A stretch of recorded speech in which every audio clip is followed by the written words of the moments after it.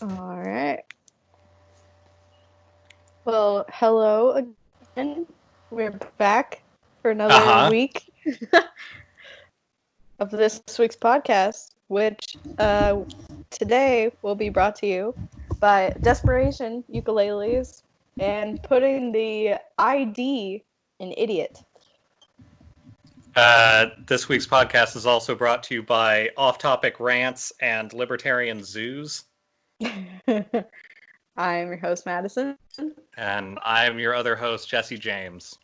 Uh, so I guess the big news is that you now have a ukulele over there. Yes, I do. Mm-hmm.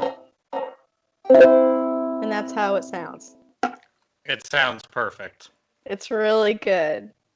I have tried learning a couple of songs. I know a few chords, so we're getting there. It's great. And what's your instrument history again?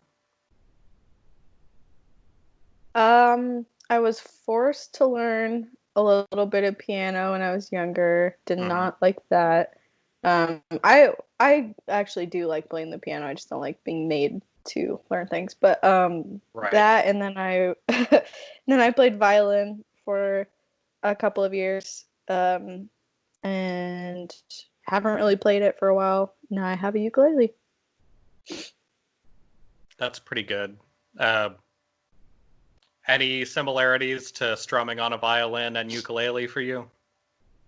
Yeah, actually, I was kind of playing with it the first day, and it was just because it's a similar setup. I could kind of like strum some things. So yeah, it's kind of good just to have a little bit of background. But I think what's really different with ukuleles, and I've tried to learn guitar too, and it messes me up. But I think this is more important with ukuleles is the strumming patterns, and that's like really difficult for me. That's why I couldn't do piano, because I'm not like, it's hard for me to do two things at one time. And so thinking of like the chords, and then also this, and then also one thing I didn't really realize is that a lot of ukulele songs, this is just music in general. When I think of what the song sounds like, I'm typically thinking of like what the singing sounds like, not as much the music. Okay. Yeah, I could see that. So yeah, so with ukulele and probably all of instruments, you can play it, but it won't necessarily sound like that song to me, at least, unless there's like singing happening. So that's something I just realized that my brain does. It's fun. Most of the music that I do just has noises behind it, so it's fine when I try to. But I think small stringed instruments are probably my least accomplished kind of instrument. So I don't have much expertise on any of that kind of stuff. There's no embouchure to correct. My main guitar that I play has 3 strings on it, and that works fine for me. So hopefully over the course of our podcast today, the connection won't be too big a problem, but it's definitely been iffy. It feels like the full brunt of our isolation internet usage has sort of started to peak now that everybody is, I don't know, online for comfort. Everyone's logged in as hell, and they need to stop so that I can play video games better. Yeah, my video games are really suffering from all this. What do you have? What do we have for snack corner or food corner? I'm eating the same thing I was eating last week. And also, I have tiny tomatoes over here on the side. Oh, nice. Nothing super interesting. I made a hot mimosa with a different type of orange juice, and it got weird on me. Oh. But I'm still drinking it. Like texture wise or taste wise? Yeah, a little of both. You know. But I've had about a third of it, and nothing weird's happened to me yet, so I think it's fine. It was orange juice that expires in like June, so something's weird with that orange juice already. Might not be too many oranges in that juice. No, probably not. So it probably had a weird impact on whatever it is that is in this juice, and whatever. I still put alcohol in it, so now I have to drink it. Yeah, there you go. That's the rule. The only time that ever didn't work out is when I tried to add Baileys and cream to Pepsi. And that basically turns into a hard, curdled marshmallow of alcohol. Oh. And you can't really drink that, unfortunately. I could see like actually using that mixture and baking with it. That might be interesting. Yeah, just making sort of an alcohol souffle. Yeah. Go ahead. I'm getting very comfortable eating on camera, which is a problem. So look forward to the continuation of our mukbang plans. Ooh, good. That's actually all I want. But today I think I brought the best podcast snack. Oh. Which is that's a big Pop claim. Rocks. Oh, okay. Yeah, no, totally. So we're just gonna try some of these. I was Evan's mom, for third or fourth or fifth unofficial member of the podcast, Evan. Evan's mom brought a Easter basket of candy yesterday, and there were a lot of Pop Rocks in it. So,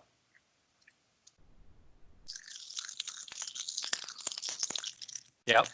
You're welcome for that. That's how I remember them. Yep. I'll only do that once. It always reminds you that your mouth is really just a small wet cave in the end. That is true. It's terrifying I feel like think about it. More now than ever, most bodies just feel like wet surfaces. Yep. Small germy caves. Yeah. Now that we all have to sit around and reflect on ourselves as a entire world, really, I think a lot of people are gonna start realizing that everybody's gross. Mm-hmm. Yeah. How are those Pop Rocks treating you? They're fine. I just don't want to. I don't want to put people off of the whole pod. I'll save some more for a grand finale at the end. What are you? You're eating spicy Cheetos over there? Was that another thing that was happening? I am actually surrounded with good snacks. I have Pop Rocks. I have the twice as hot Flamin' Cheetos, which I think is a untrue claim. I don't think they're much spicier or spicier at all than the normal ones. And then from the Easter basket, I have a jar full of Airheads. Uh-huh. So, yeah. And the kokanee for good measure. Are the very hot Cheetos why you are sniffling? Yeah. Yeah. It's gonna be an audio adventure between our inhabited houses and our many mouth noises that we're doing. We'll see if we can get some weird reaction from this dirty mimosa action. I think as a special edition episode, I want to just go through all the pods that we've done and put together a compilation of mouth noises. Uh-huh. It wouldn't be hard. Just take the first half hour of every podcast. Yeah. This week's mouth podcast. I was gonna eat a big sloppy maple bar that I had procured, Ooh. and then I decided not to because that would be gross. But we've got all that covered already. Eating wet potatoes on camera, so. I mean, somebody somewhere has just been dying for somebody to eat wet potatoes on camera. So Speaking of you're welcome to that person. Speaking of wet potatoes, I before the podcast, I had a group text message. I keep my phone on silent pretty much 24/7. And so unless I check it, I don't have to deal with the phone, really. And after my muscle issues nap that I was taking earlier, which the part where I was asleep was about an hour and 15 minutes, maybe. And in that time, I had a group chat fill up 53 text messages that were almost entirely about rewatching a Goofy movie. So everybody's gone completely insane at this point. That would be a good rewatch. Well, but that's a lot of text messages to receive about a Goofy movie. I think that's happening tomorrow, so you could get in on that if you wanted to. Oh boy. Mm-hmm. What better way to celebrate the resurrection of our Lord and Savior? It's true. It actually, that movie does have a little bit of a father-son like redemption sort of storyline, which is kind of biblical. So, sure. Yeah, sure. It's got that song number, and it's got the weasel in it. It's got lots of stuff going for it. It's got the hot mouse lady with the beret. Right. They were trying to make claims that was the birth of furries, clearly forgetting that Sword in the Stone already happened, Robin Hood already happened, and I believe Space Jam already happened before a Goofy movie. So that's just crazy. You can't make those claims. Also, I don't know what Jessica Rabbit is. She's not human, that's for sure. But she also was in a movie before that, so. Right. I've always been confused by Jessica Rabbit because she's not a rabbit. Right? I think she's a slime person. That's the only way that her proportions make sense. She's just, an anthropomorphized, sexy hourglass. Yeah. I think that's right. She could be like a mop or something. I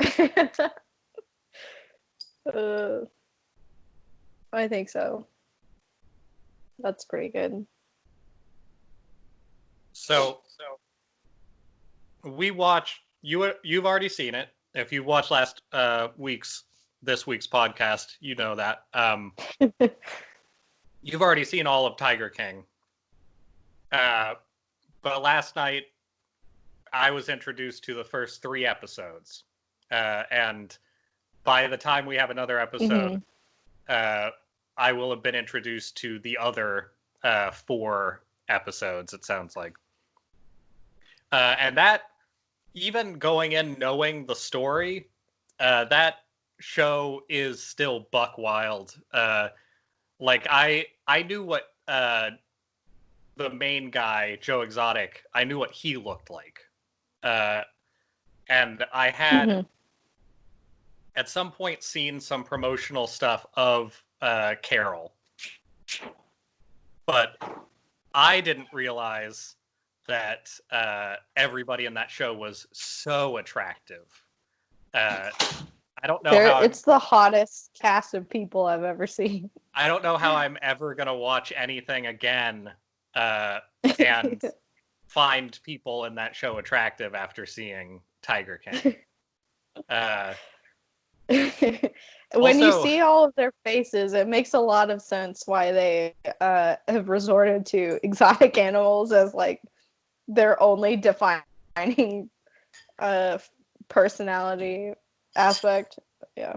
Well, no, the other Makes sense. defining personality aspect that they all have is sexual predation. So. Oh yeah, like the crime part. Mm-hmm. Yeah. Yes. They're all like preying on underage people in some way, and they're all definitely treating their employees and like SOs like slaves in some way. So yeah. I would say that seeing a more full, like, rounded picture of the people in that whole thing, that is the version of America that libertarians would like to actually have exist. That everything about that seems like a libertarian like heaven, where Oh yeah. Which part? The owning like hundreds of tigers, or the three-way marriage between one gay guy and two straight guys? um, and the what would it be, like 8-way marriage between a man who seems to just have the talent of not having been killed by a tiger yet, Yeah. a different man, and women that he's literally like attracting to his place from a magazine while they're in like high school. Yeah, that guy needs his own documentary. He is very I don't know. His personality was especially chilling to me. Like anytime he talked for an extended amount of time, just like the weird charisma there that's very Right. I don't know. He creeps me out on multiple levels. It's a charisma that says, it's okay that I'm doing these things. Don't worry about it. But it also says that he's like a weird, aging, kind of like fail king. Like he's never done anything really except collect money and like make bad decisions. But he has the money to support the fact that he's doing that, so nobody messes with it. Right. Yeah. In Yeah. case in case anybody wonders why there's weird pauses in this episode, it's because the internet sucks. It's real bad. It's really. I keep like every probably 2 minutes. I'm getting the poor connection bar at the top. Yeah, So I'm not getting that exactly on my end, but I am definitely seeing things react to it. So I don't know. a blank stare for 30 seconds. We're a state away from each other, and there's probably like a million people on the internet just directly in a line between us. So you got to expect a little bit of garbage. We're doing our best. We could just do the whole thing on Marco Polo. We'll have like 10 to 20-second long videos responding to each other. That'd be pretty good. Just do it over Snapchat. How many statues of cats do you think you could fit in your current apartment? Maybe 2 really big ones and 30 smaller, reasonably sized cat statues. Do you think that's enough? Oh, of course not. I would need a separate apartment for my cat statues. And in case anybody's wondering, Madison is wearing a tiger shirt, so Oh, she is yeah. also sort of a tiger cat statue today. Kind of. The bringer of the Easter baskets also got this for me, Evan's mom. So I am representing today's theme. Pop rocks and tiger. Yeah. That is sort of how I see Easter. I wish I had more animal print after seeing that show, in which they show probably 400 plus discrete animal print fabrics. I did find it a little weird that the husband of, or the current husband of the lady who is like Tiger's biggest fan or whatever, the like Carol, he does do a couple of the shots for testimonials in front of a tiger skin rug on their wall. I think that's worth noticing. Yeah. It kind of blends in with all the other like animal print stuff, but it is a rug, and it is hung, and like you can see the edges have the like the same kind of work on them that you would have on a skin. So an odd choice for a rescue place, especially somebody who claims to have grown up with two invisible friend cats that she now has statues of by her throne. Ooh, that's fun. Yeah, there are a lot of tiger skins. I noticed like in the like Joe Exotic's people, their interviews, you see him in the background sometimes. But that makes sense. Like for him, that makes a lot of sense. They don't really cover it as much, I feel like, in the documentary, but I just listened to some of Wondery's podcasts about him, and they go into more detail about how he's just basically shooting tigers when he needs more room for other tigers. So, yeah. Well, that's what it looks like to truly love animals. Yeah, for sure. Yeah. I love there's like, I think it's later on in the series that he's got a little blurb where he says something like, if we can get a tiger cub in the hands of a person and we have their attention and we can be like, see this baby tiger? You're killing its home when you have paper. And then that works. Like, he claims that that's the ultimate goal of all of it, when, clearly not, but... Yeah, I feel like it's telling that they publicize the idea that, hey, we might be illegally selling tigers everywhere, instead of saying, we're probably shooting them and just putting them somewhere. When you're starting to make excuses that are also illegal, I feel like that's a pretty bad sign for what you're actually doing, if you want, like, public opinion for your stuff. Yeah. I'm being threatened with phone menus from past my camera. What's going on? Sorry to interrupt. I was thinking about getting an order from Coco Ramen and Curry. It's the thing that's in Bellevue. Yeah. It has the tasty, cheapish chicken curry stuff that I really like. Okay. I ordered that in my name. I haven't had that in a long time. That's something you like. Sure. For you, or do you have any preference? That stuff is good. And it probably keeps for a few days, so I can mix that in with things. Okay. This has been Ordering Food. What are you eating over there? New segment we're calling. You can't hear it? No, I can hear it. Less so than last time, I guess.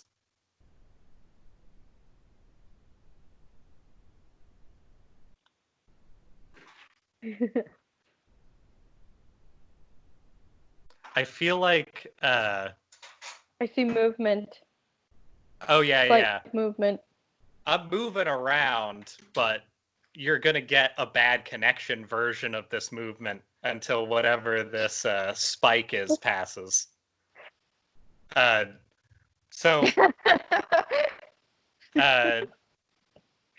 your resolution is just perfect for me to see the shape of what you're eating, but none of the labeling. I feel like that's ideal.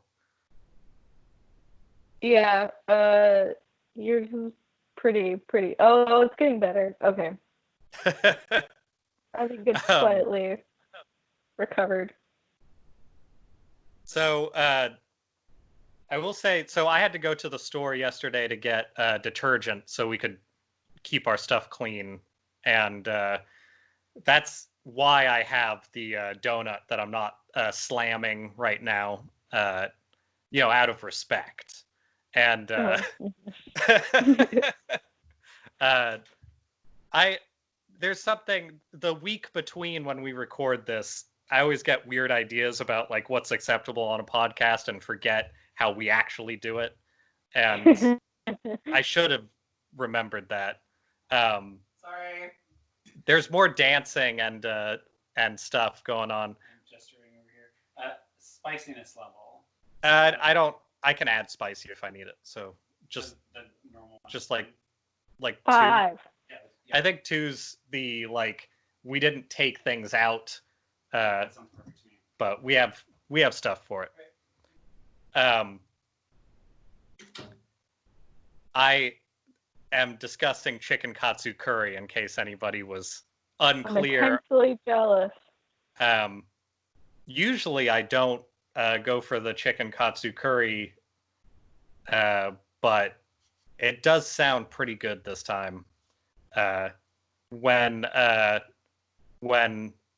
Nick, the person on the other side of the camera, and I were in Hawaii for a bit, I saw him eat chicken katsu curry at least 8 times in like the week that we were there. We were there for like 8 or 9 days total, and he had it once a day, at least. It's a lot of chicken katsu curry fortitude. You gotta stock up when you can. Inside yourself. Right. I mean, the next time I'm in Seattle, I'm not eating anything other than sushi for the whole time. I mean, that's just the dream in general. I would do that now. I think Moco Loco might be my preference of the options, but only the stuff I've had there and one weird little like Hawaiian Polynesian place that's like connected to a parking lot, like a parking structure in downtown Seattle. One of the spots that would normally be an office is converted into a weird tiny restaurant.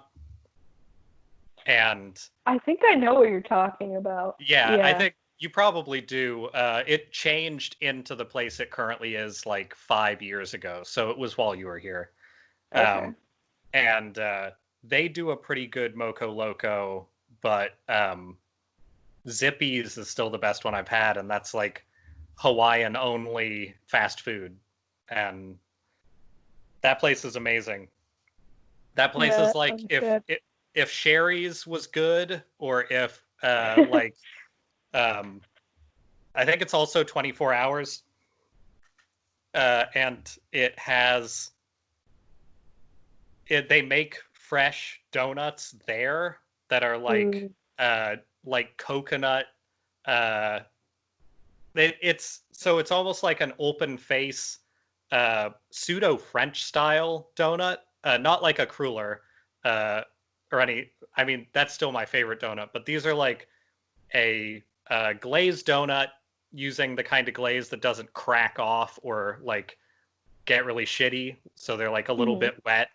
And then it's donut shaped, but it connects in the middle, and then that part droops down to the bottom, and they have like almost like a coconut compote in it, just sitting in the middle. And we got a box of, I think, 6 of those for like $4, and they're like big, good donuts, and they just had them like fresh there because we ate at Zippy's when it was like, I think 3:30 in the morning after we had gotten there. So I'm having this like bowl of like an entire rice cooker of rice with like gravy and a big like beef patty and egg and everything on it. And then we got those to take home, and coffee at 3:30 in the morning, which is a thing that any place that doesn't sell their coffee but they have coffee 24 hours a day is dead to me, and that includes most places.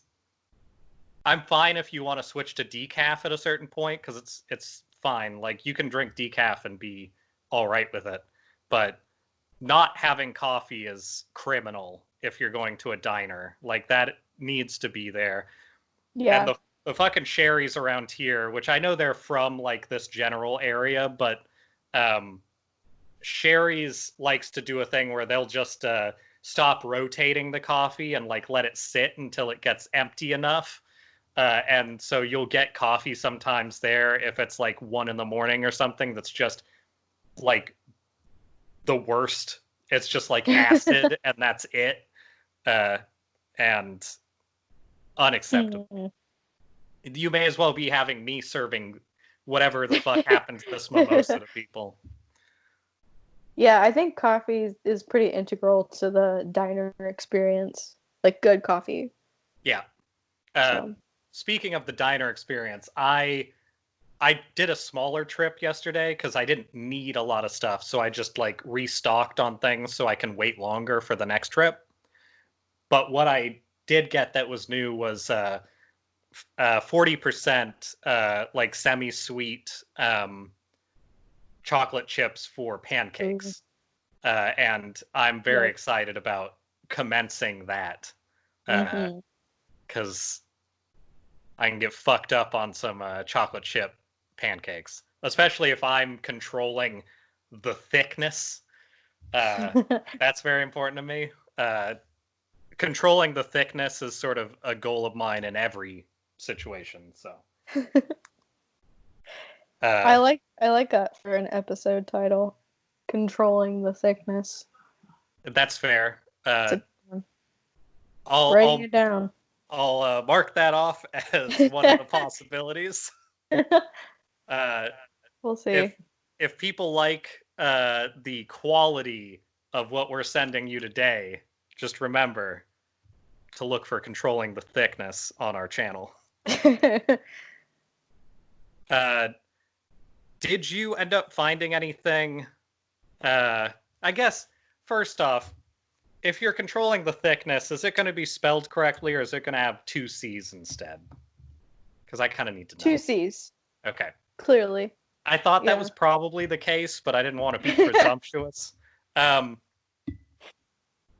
Did you end up finding anything related to the Instacart and Amazon strike? Because I've been trying to follow that, but news coverage is garbage on it.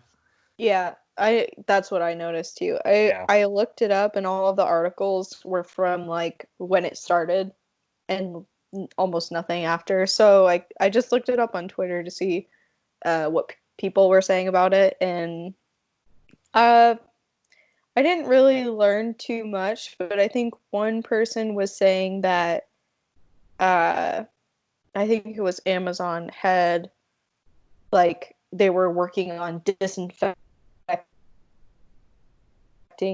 the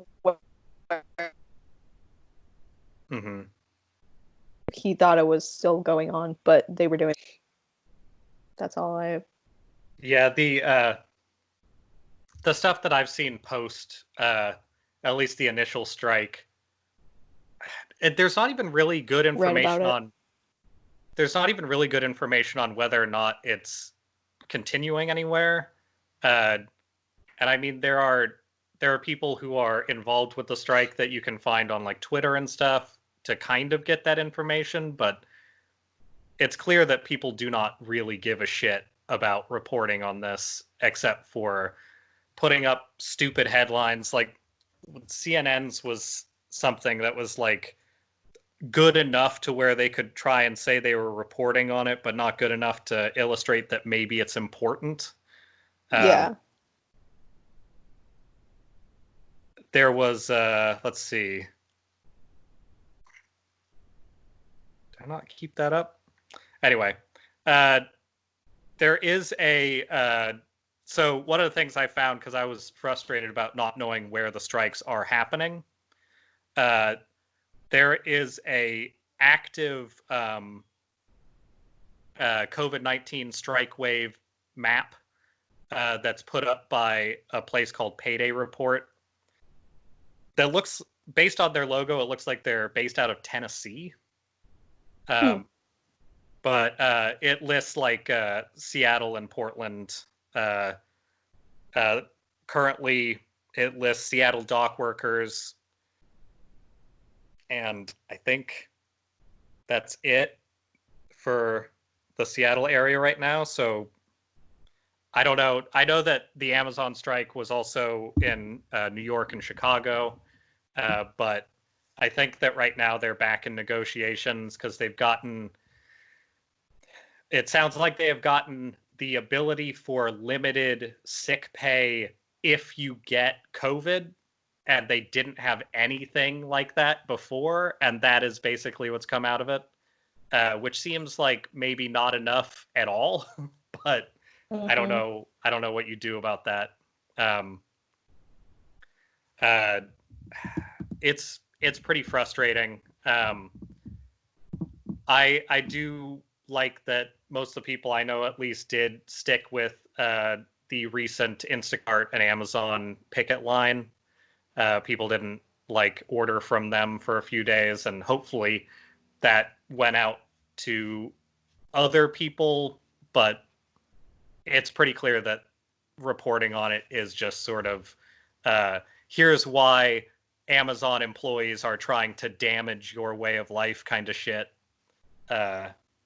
And there's also very quickly on Twitter, if you're looking, there are people saying like, I want stuff, why are they striking? And like, clearly there's always going to be like that shitty internet mentality of like, same with the people who say it's fine if I go outside and do shit because I don't have it, and I'm okay if I get sick. Like that's not the point. Yeah. Probably that's a really great segue into one of the things I was going to complain about. Jesus. So there's a guy in Idaho.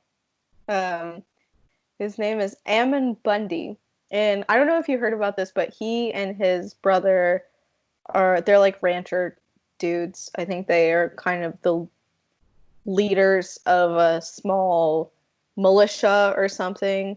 Yeah, the Bundy Ranch is a pretty pretty big talking point for gun nuts and right-wing activists and stuff. Yeah. So they are known until recently for like taking over Malheur National Park and having like a 40-day standoff with the FBI. So clearly two very stable geniuses. But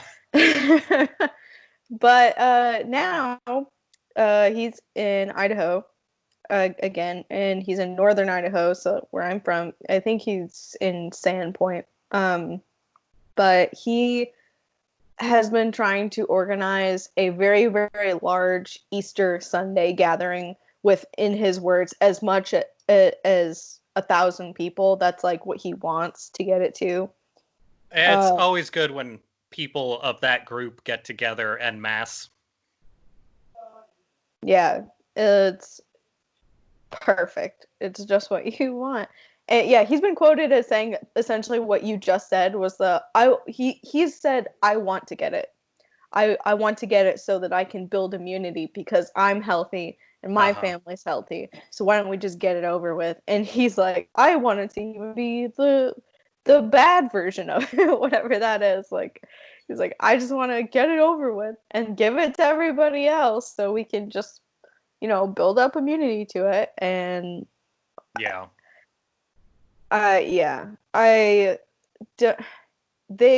their whole argument is that, and this is a thing in Idaho right now because some people in Idaho are dumb as shit, and they feel like their constitutional right to gather and assemble and worship is being infringed upon because the governor made a suggestion. It's not even like it's a mandate, but they're not really enforcing anything, obviously.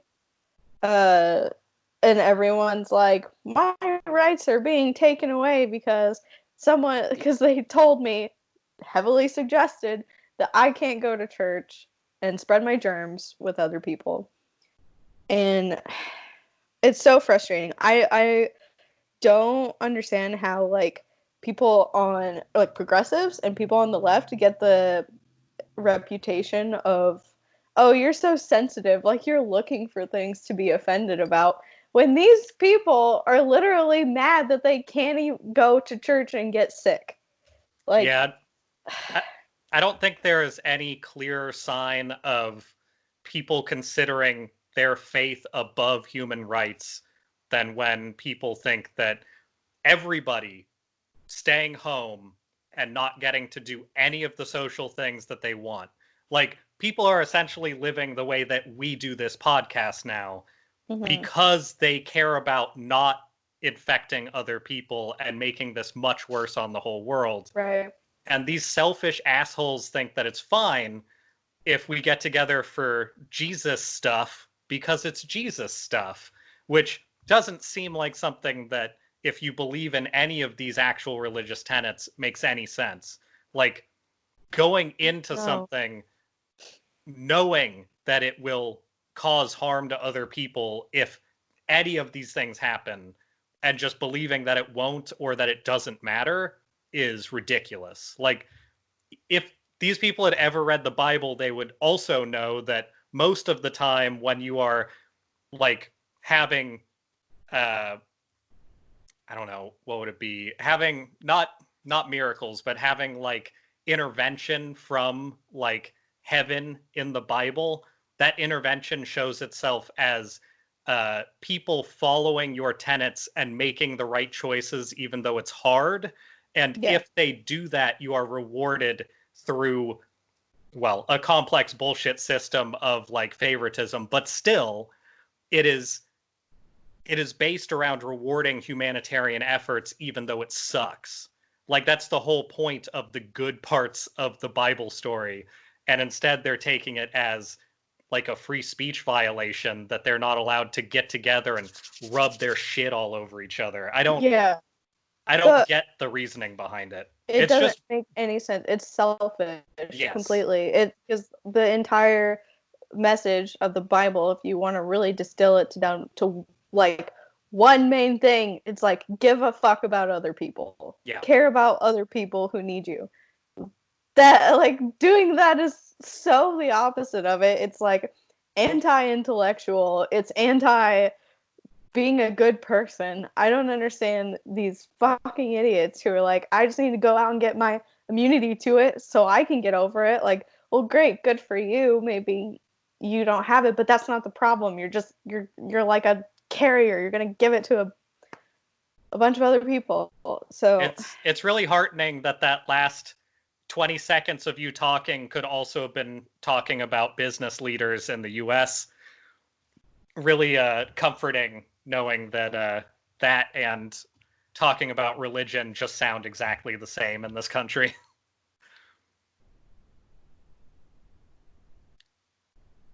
Mm-hmm. Are you receiving me?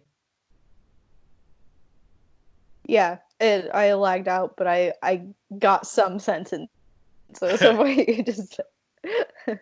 It's okay. The people who listen and watch this, that'll be emphasis.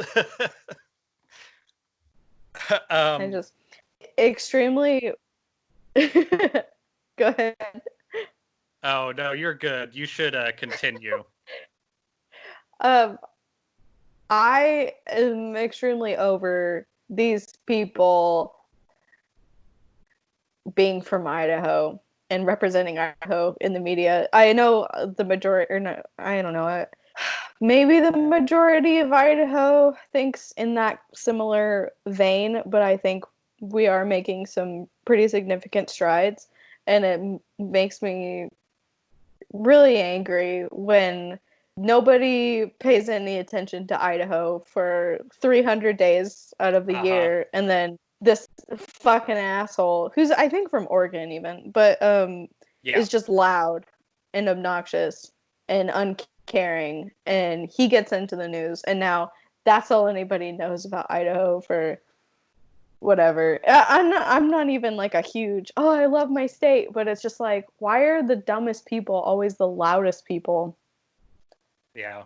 Well, unfortunately, your state is targeted as the white supremacy state because they're losing ground in Oregon and Washington now.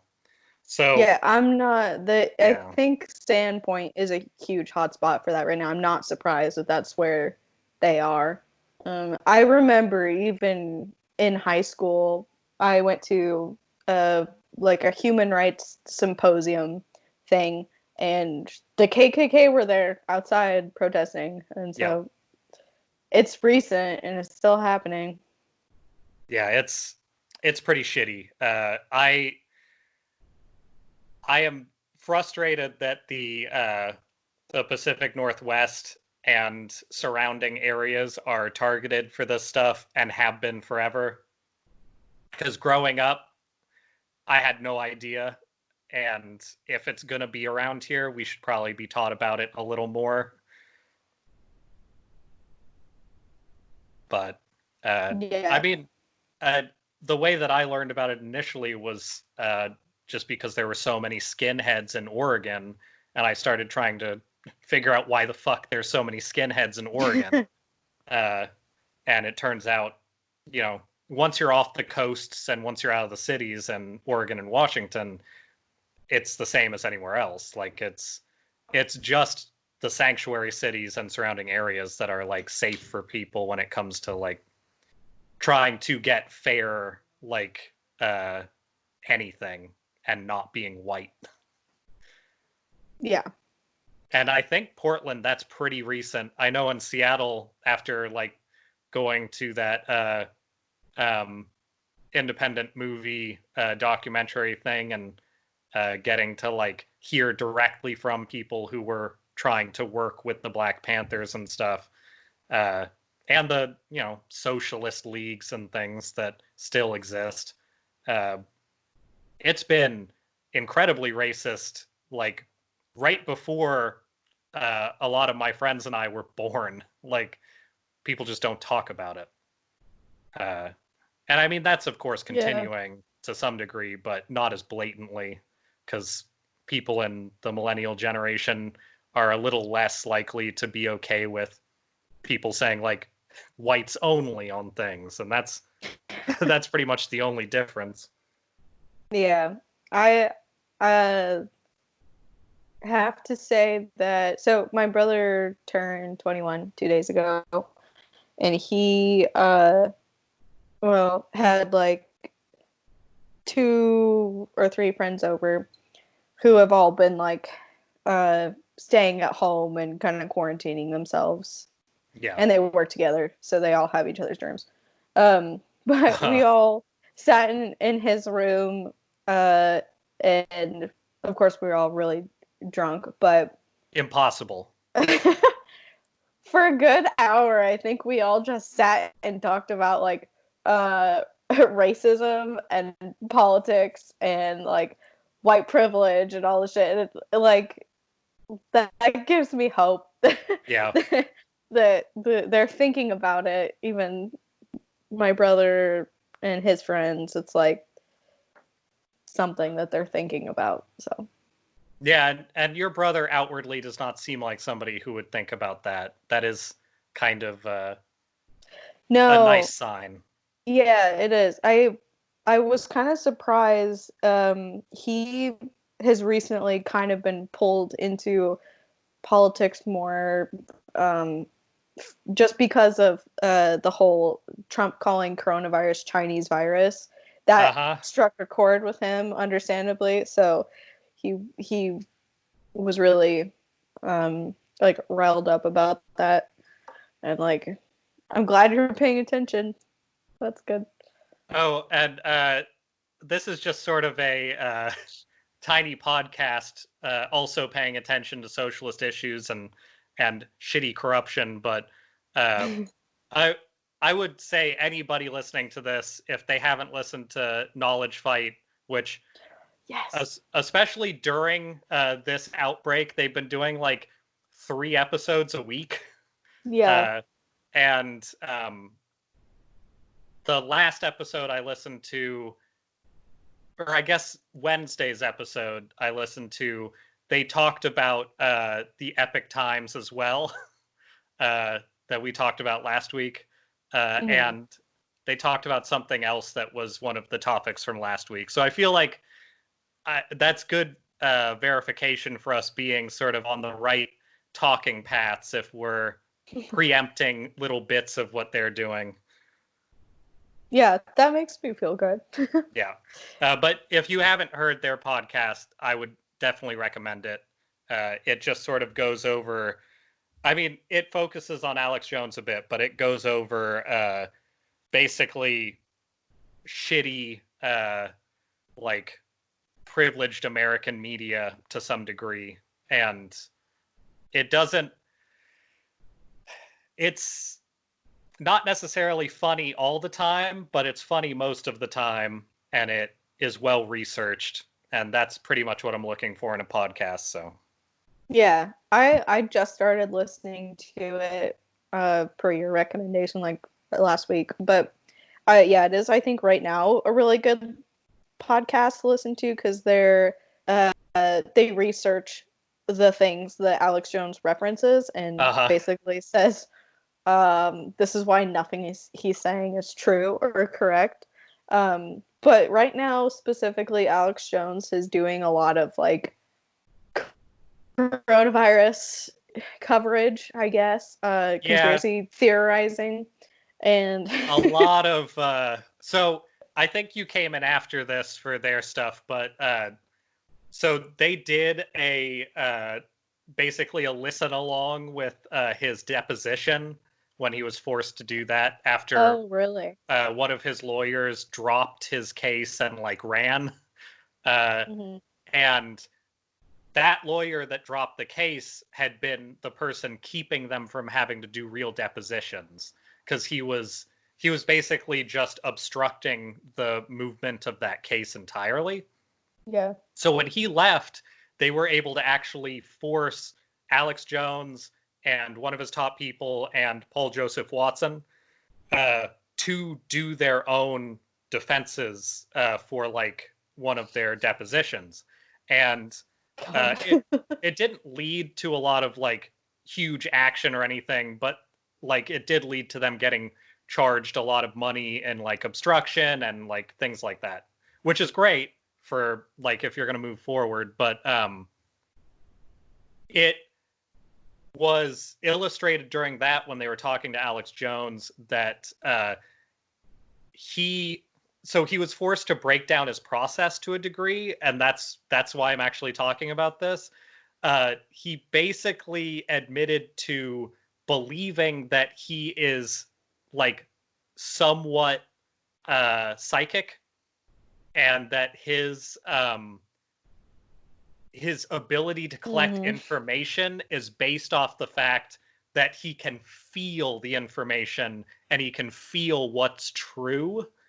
And that, in turn, you will hear a lot of, as soon as you are listening to something that is a little bit like vaguely like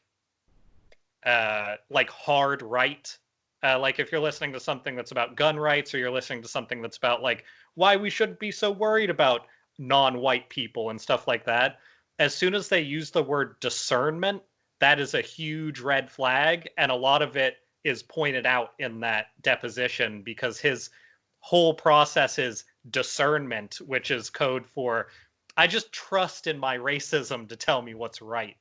And yeah, it's fun whenever that happens on that show because they start pointing out, right, these bits of information are very clearly things that he read the first paragraph of an article on, and he now believes that he knows the right answer, even if the rest of that article refutes the first paragraph because he doesn't read or know anything.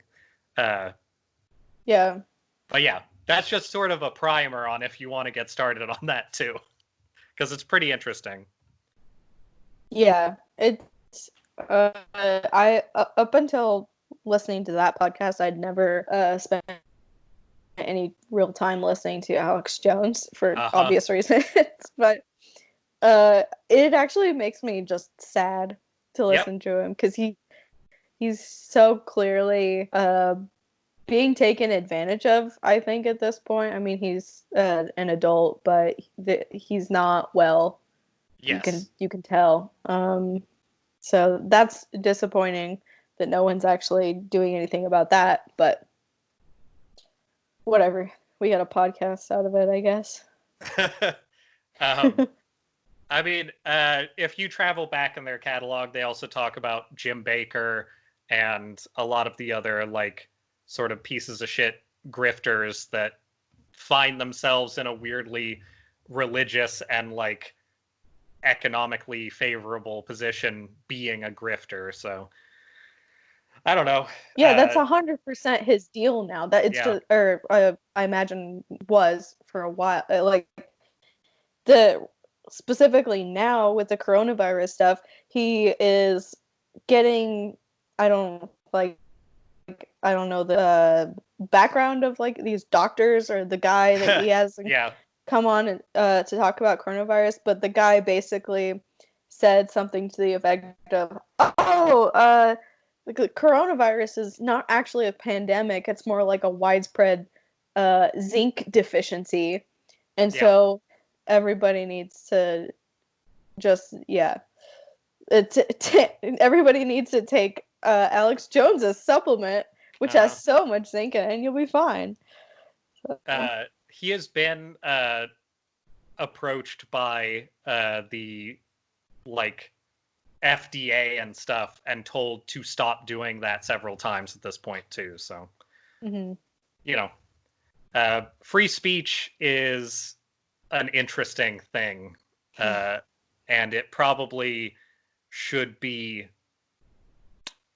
made more clear what free speech means, because it clearly favors people who are assholes and punishes people who are just trying to be like reasonable human beings. Right. But yeah, I'm glad that you're after 22 episodes, you're sort of on the weird right-wing psychopath train. That'll be an interesting adventure. Yeah. It seems like the last week or so has been just a study in psychopaths. Yep. Like Joe Exotic and Alex Jones and just all my favorite psychopaths. Can I say I'm glad they finally cleared up why that guy didn't have legs? Me too. It took a while, but we got there. That actually was probably one of the highlights of the documentary, is when he's like, I lost my legs in a zip lining accident. You're like, just normal stuff. Okay. and then it wasn't even the zip lining accident that did it. It was that he like broke his whole body, and then like the muscles didn't grow back correctly, but he continued to just walk on his like stump feet. And he lost his legs because he walked so much at work. And I mean, oh God, just taking advantage of people. But and that's what's her name that lost her arm, and I won't say who because it's sort of a surprise, I guess, but she could have kept her arm, but she didn't have any medical coverage, so they took it off instead. That's like what I'm trying to avoid with my dental stuff. Like, I don't want to lose teeth. I want to take care of them. And it's totally that same shit of like, if I'm poor enough and nobody's willing to support it, I just don't have teeth anymore. And that fucking sucks. Right. Yeah. That lady has no arm anymore. Yeah. So actually, just because they don't ever say anything in the documentary, that person, they misgender that person the whole documentary. They actually go by he, and I don't remember it. I don't remember their name, but yeah, they do that a lot. But yeah, that's what happens. He's in the hospital, and they're like, "Oh, you can have surgeries, or I can just chop it off," and he's like, "Take it off, I guess." I'm not gonna do that. Yeah, I feel bad for him because he has, I don't know, he has more sense than most of the people that they show, seemingly, and the fact that it's just like, well, yeah, I don't have the money, so of course I'm not going to keep it. Like, it's very matter of fact and very shitty.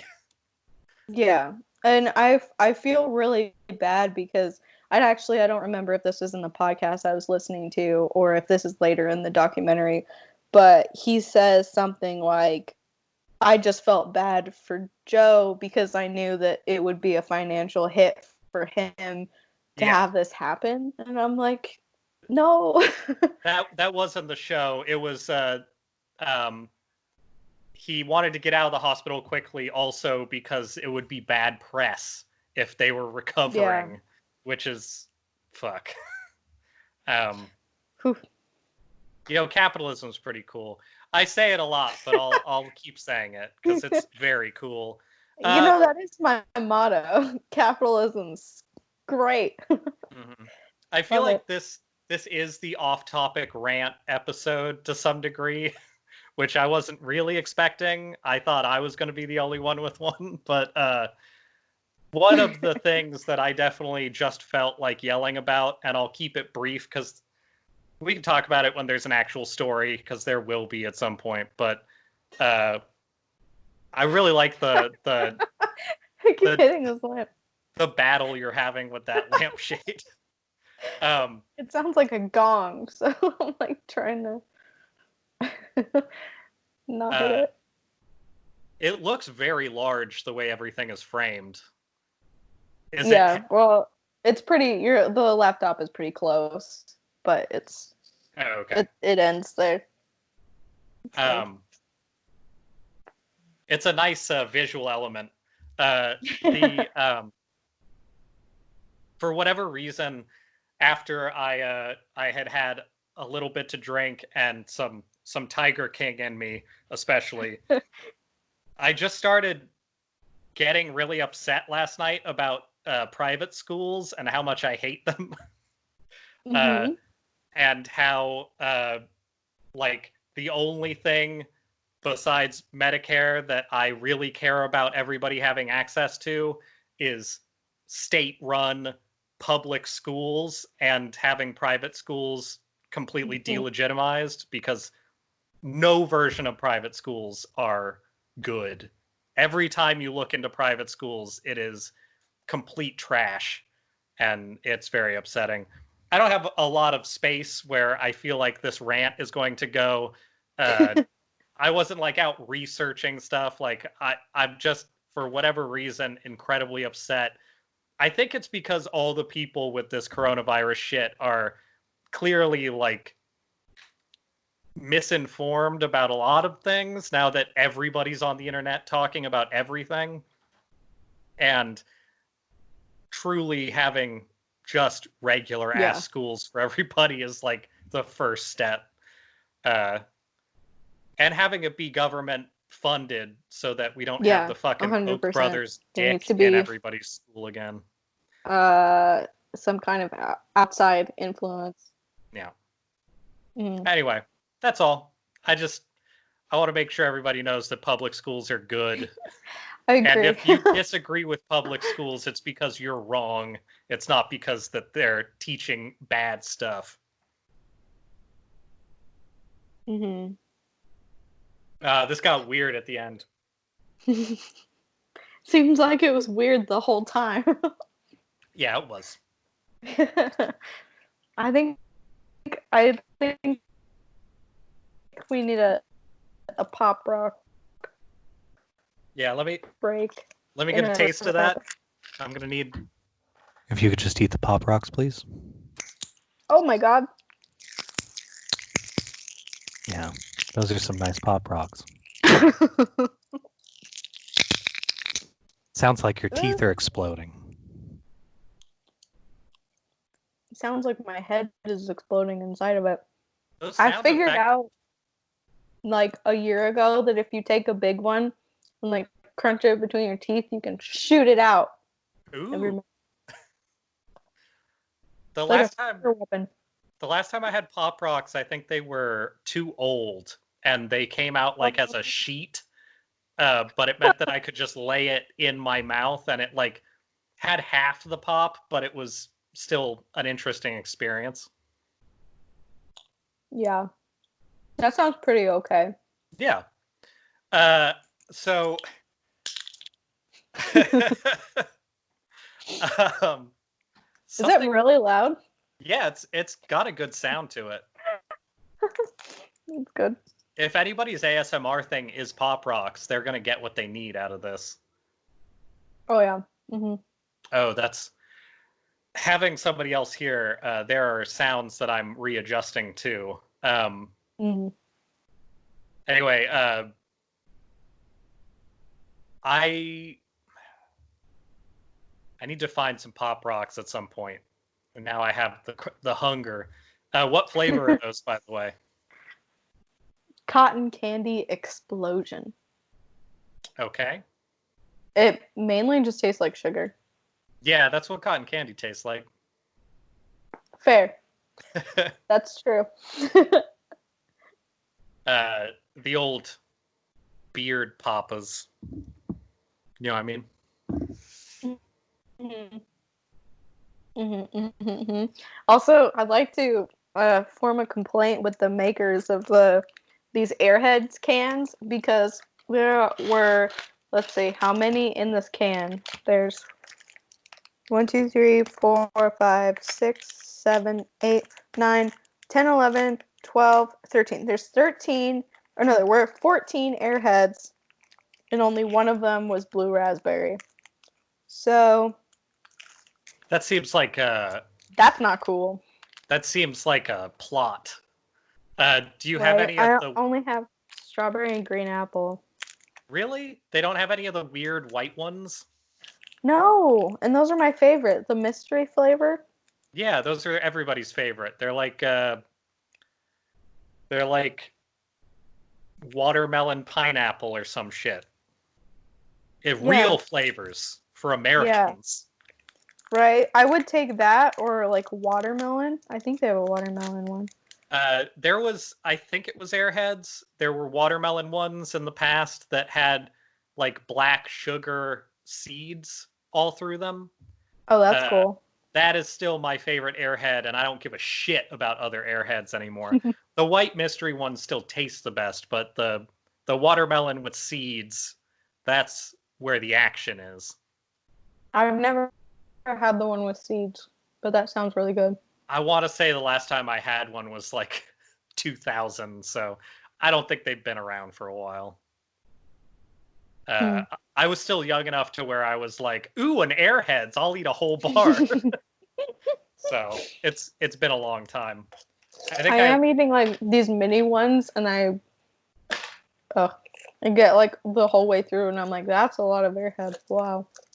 You know, you can scissor the whole package in half and just eat twice as many smaller Airheads. Might do that. I have like a private pair of kitchen shears that I cut basically all candy in half with, because I don't know. If you ever tried to eat a whole Snickers, the fuck candy that shit. cutting shears. Yeah. I'll fucking cut a Snickers in half. I don't give a shit. Mm-hmm. That seems like the right course of action. Do you freeze your Snickers? Nah. Well, especially since I have like temporary crowns waiting to get finished. I wouldn't do it now, but they sell those Snickers ice cream bars that are cheaper and better than Snickers. So like, why would you ever eat a Snickers? Fair. Yeah. They're very good. I'm curious. I feel like it's important that we discuss any new recipes for the week. My week has been a little bit subdued because like my free reign of the kitchen is less so, but have you... I know you've done at least one exciting cooking thing. I did do an exciting cooking thing. This morning, I made tamagoyaki, which is, for people who don't know, it's like, I mean, there's different ways you can do it, but typically it's like a fried egg wrap sort of thing. It's just like a tunnel of, not a tunnel, but like a roll basically, and they're kind of like fluffy, and you can do them kind of sweeter or savory, put whatever you want in them, but typically it's like egg rolled into kind of a tube, and then you can cut it into little sections. And it's very good. And this morning I made a savory one, and I messed it up. I'm not good at like the rolling part at all. I think I've got the flavor profile kind of down. Yeah. Because I figured out all of the recipes that I had seen in the past call for dashi stock, and I don't have that. Okay. But I do have a pack of like dehydrated cut wakame, so just like salted seaweed bits. And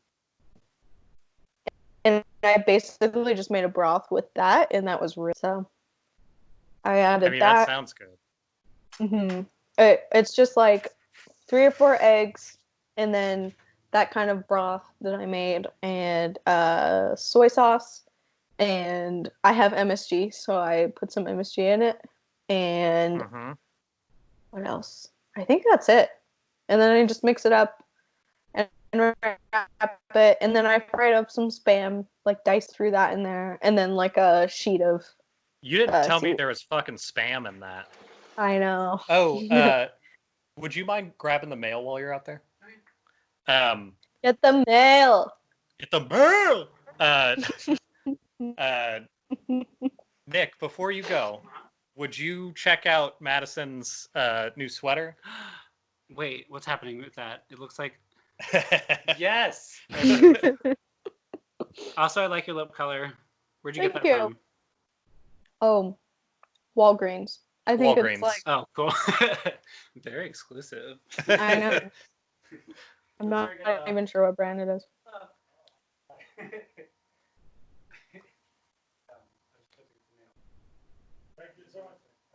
Oh, nice timing. Some food arrived. I need to like start keeping a mirror here so I can like angle it at things around the room. I have a good one for that, I think. And it has a bunch of like my friend's business cards. Maybe that's a good like spreading the information kind of thing. We can pretend they're our sponsors. They're mostly illustrators and stuff, so if people need art, maybe they can just start waiting for our mirror segments. But there's a concerningly large bag here. I can grab this. Ooh. I'm intensely jealous of whatever's in there. Yeah, it's That bag makes it look much more substantial than what we actually ordered. Well, don't tell them that. Any good mail? Just probably another like loan thing for me, and that's it. That sounds right. This has been Mail Corner and Food Delivery Corner. Food corner. Up in this bitch. And Lagging Corner. I'm sorry? We've had that corner a few times. One moment. What's going on? The internet's still being stupid. Oh yeah, the internet sucks, but I don't believe it's either of our internets. I think it's the internet sucks. Everyone's trying to use it simultaneously.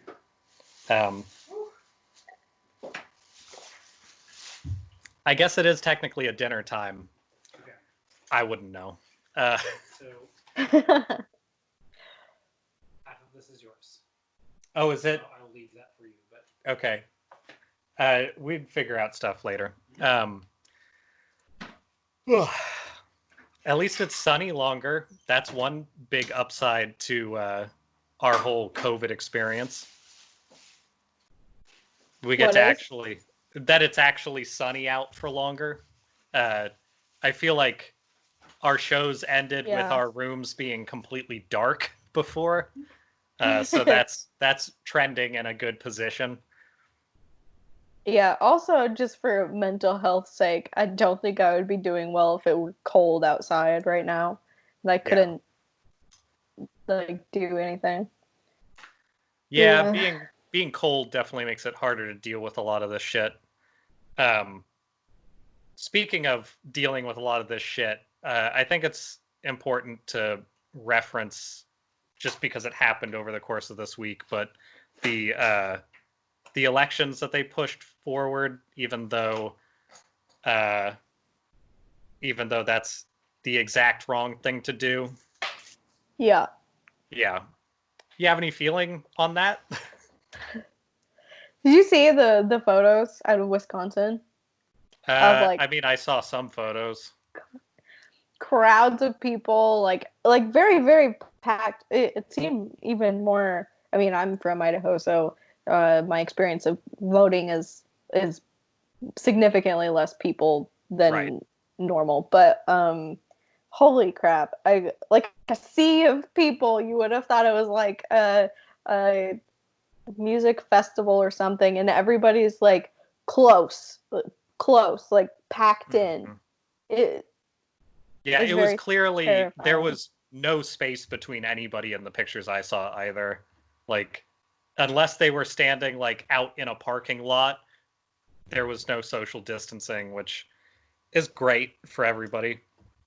Yeah, I on that day, on Tuesday, I was mad about that, and so I went on to make a point. I went to Bernie's Twitter Uh-huh. just to see what like the most recent thing he had said was, and his most recent tweet when I had looked says, "Let's be clear, holding this election amid the coronavirus outbreak is dangerous, disregards the guidance of public health experts, and may very well prove deadly." Yeah, and what's the Um, important stuff that Biden said at the same basic time? oh, his most recent tweet at that time was, "What do Fig Newtons and peanut butter and jelly sandwiches have in common?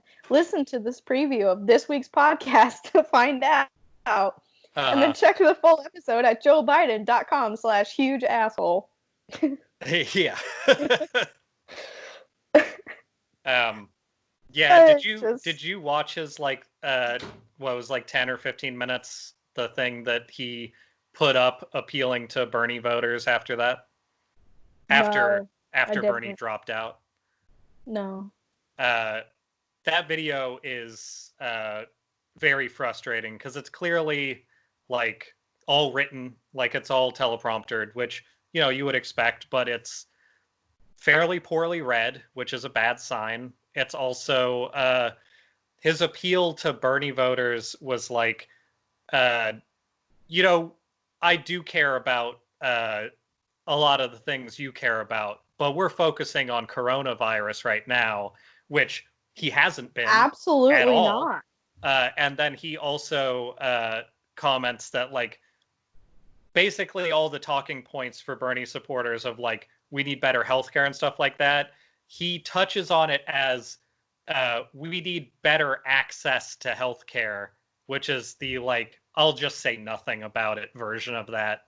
Because his again, for anybody who didn't hear me say it in the last or in a previous podcast, on his own site regarding his own policies, his idea of better healthcare is having a better uh, relationship with your insurance provider and having more better insurance, which is essentially saying, I'm going to boost insurance and make that even more prominent, which is terrible. That is, if you haven't learned about how insurance works at this point, that is the exact opposite of moving towards healthcare for all.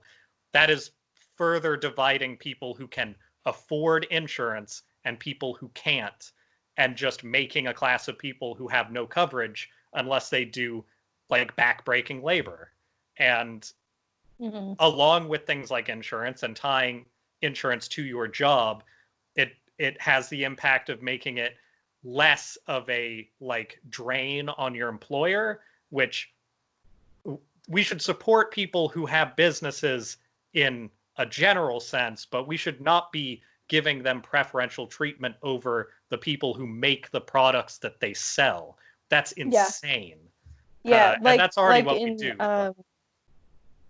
right. Like I was reading somebody's thread on Twitter about their apartment complex, and they had gotten fired. And like in Washington right now, there's a moratorium on mortgages, I guess, if you're a landlord or something. Right. Something to that effect. And this person basically was contacting their landlord saying, hey, I don't have a job right now. This, like, what is it, $1,200 that's coming? I'm going to need that to, like, feed my family. So right. Heads up, you're probably not going to get paid this month. And they respond like, oh, well, you know, there's like programs and stuff, and you know, figure it out. Don't, so you don't need me to pay this. You're just being craven and cynical and horrible. Like, right. It seems to me that we are creating a lot of leeway and opportunity for like landlords and people who are renting, or people who rent out their property. But aside from like the $1,200, which for a lot of people is nothing. Yeah. What, like, after bills and all that shit. Yeah, like here, even if I spend absolutely nothing, if I spend $0 on anything, which is essentially the rate that I'm going right now, my spending on myself, food and everything included, has gone down to about $200 a month. Looks like how it's staying like consistent, which is manageable. Like, I've had to live on less, but that $1,200 basically gives me the ability to stay housed for 2 months. And that is an amazingly good situation that I'm in, because I'm in a good spot with a good roommate, with a good rate on where I live, especially for here, where anywhere else I would be living, it would cost me at least twice as much. So, like, most people are basically getting a payment that says, hey, you can make rent for a month, and that is it. There is no food help. There's no help for anything else they have to pay. So, like, it's important to remember that, especially if you don't live outside of, like, counties that house larger cities, you're getting essentially, like, a 1 month you're not fucked card, and that's best case scenario. So something else has to be done. At least Washington State is taking it seriously, but it's still like you can only do so much without actual federal support. And that federal support is clearly not something that they want to provide. So who knows how that's going to go.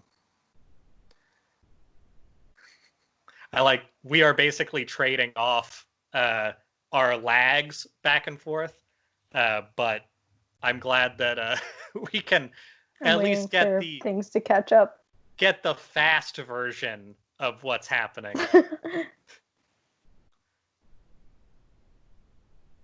So when you were talking about landlords, it quick speeded through some of the programs that they were saying they should use. Are you getting the right feed to be able to reiterate that, just so we don't miss out on it? You were frozen for a really long time, and I just caught the tail end of whatever you were just saying. Perfect. So, so no, probably. That's okay. Honestly, I think that the recording is going to be more clear than our trying to understand each other. It always is. I don't understand how that works. Hopefully it's just taking the feed from each of us and pasting it together. It seems like that's probably what it is. But yeah, in summation, shit sucks, and people who are higher up the chain with more money are getting preferential treatment because trickle down never went away and it doesn't work. So we all get to live in that Reagan era hell until somebody fixes it. It's not going to be the next president because our options are just big pile of shit and a bigger pile of shit with like some hair in it. And that sucks. Nobody wants that as president. Yeah. I was gonna mention it earlier, but I also just hate seeing all of the people like on Twitter and Facebook or liberals being like, you will vote for Biden. Please, Yeah. like, I hate that language so much. I've seen so much of that, not just like the condescension of, you will do this. Like, Right. I'm telling you that you're going to because you don't have a choice. The first tenet of trying to convince someone or like get them on your side is don't be an asshole to them. I saw like 2 sets of people try that shit with Bernie just as an example of like, hey, you remember last election with this like Sanders campaign and people came out and said the you will vote for Hillary Clinton shit and it worked and it pushed Bernie out and then we had vote for Hillary Clinton or get Trump and it failed. And there were people, I think Chapo Trap House did it with like one actual like publication, and I forget who the other person was. They also mentioned that while they were being interviewed, and it was all right. So consider all of our Bernie supporters. Like the Chapo Trap House one is the easiest to point to. Let's say we have like 2 million dedicated listeners, and all of us decide as a group, based on what we're saying, that we will not vote for Joe Biden. It is Bernie or nothing. And the people that were interviewing them were like, well, that's crazy. That's not like, that doesn't mean anything. Right. And acted like this is the kind of rhetoric that destroys our country. That is the exact same thing that they said with Hillary Clinton. They also had all of the incredibly toxic people out of the Hillary campaign coming out and like shitting all over people during and after when Sanders was in the race. And people acted like people being upset about that and supporting Sanders through that was all this Bernie bro crap. And that got pulled into this most recent election. Like having the ability to say, I believe in this candidate as a better option than the other candidate is only toxic when it is being used by the people who are evil socialists. Like it is not something that actually goes both ways. And all of the people, I will probably say at every podcast now, all of the people who are supporting this moderate, like, let's just sit there and not do anything agenda are assholes. Like, and that was why I got onto the, what was it, Wisconsin, right? Their election is a great example of they did put a lawsuit in trying to stop the election a month before it happened. So at least there was some action by the Democratic National Committee.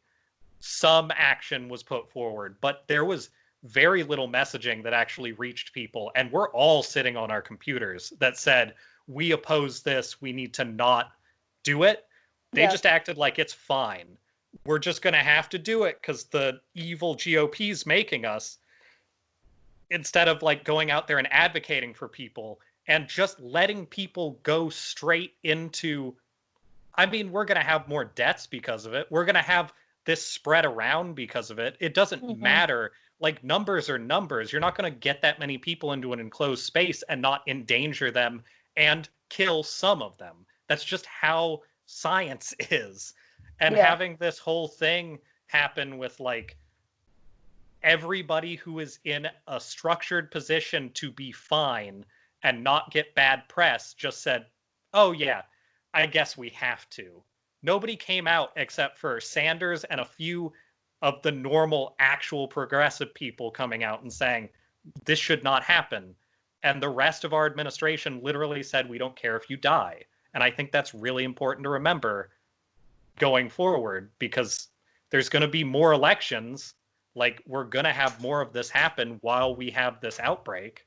Mm-hmm. And if we can get some recognition of it, that's going to be really important. Yeah. Yeah, I 100% agree. Based on that tweet alone, the day of the election, his top pinned tweet is about fucking peanut butter and jelly sandwiches on a podcast. Like, he, not even just Joe Biden, but that establishment does not care about people. They just want the turnout to go in their direction. Also, I don't know if I'm going to do it, but our most masochistic friend, Natalie, is going to listen to Joe Biden's podcast. So we'll see what comes out of that, because I bet it's real good. Is it? I don't even know anything about the podcast. Is it like an actual ongoing thing that he's doing?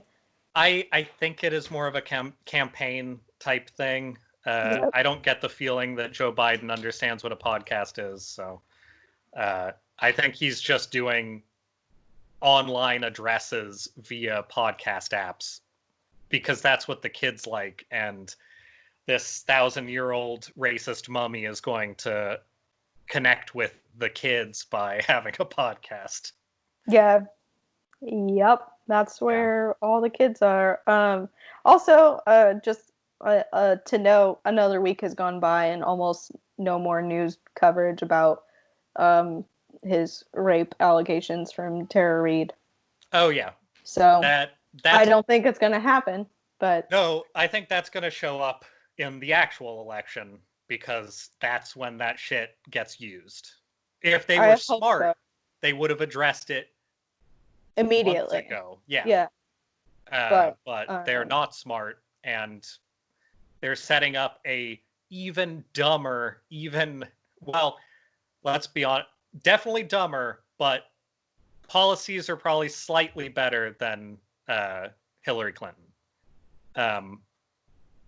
But that's yet to be seen. It seems like Joe Biden's policies are whatever the DNC decides its policies are. So sort of a wait and see situation. He's just like a aging marionette man. He's just kind of there. Yeah. It's not ideal, let's say. Yeah. I wish I was seeing more women be mad about that than I am. Yep. That's really disappointing. I don't think a lot of people in general have any idea about it, because who's talking about it? Yeah. And I think that it's especially shitty because I know that a lot of news is going to cover it when it does get pushed out.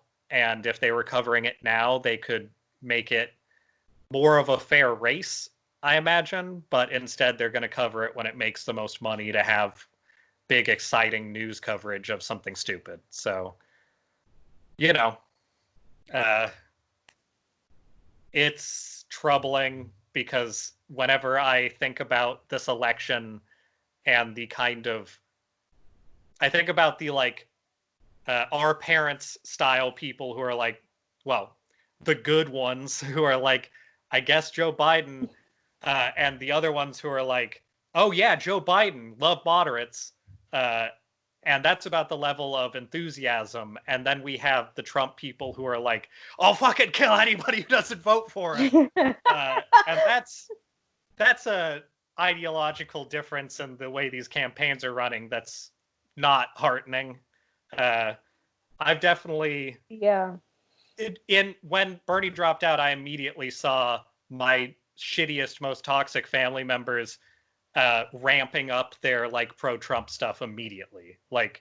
It was 0 days before people started picking up on the it should be 8 more years kind of nonsense. So that's also very fun.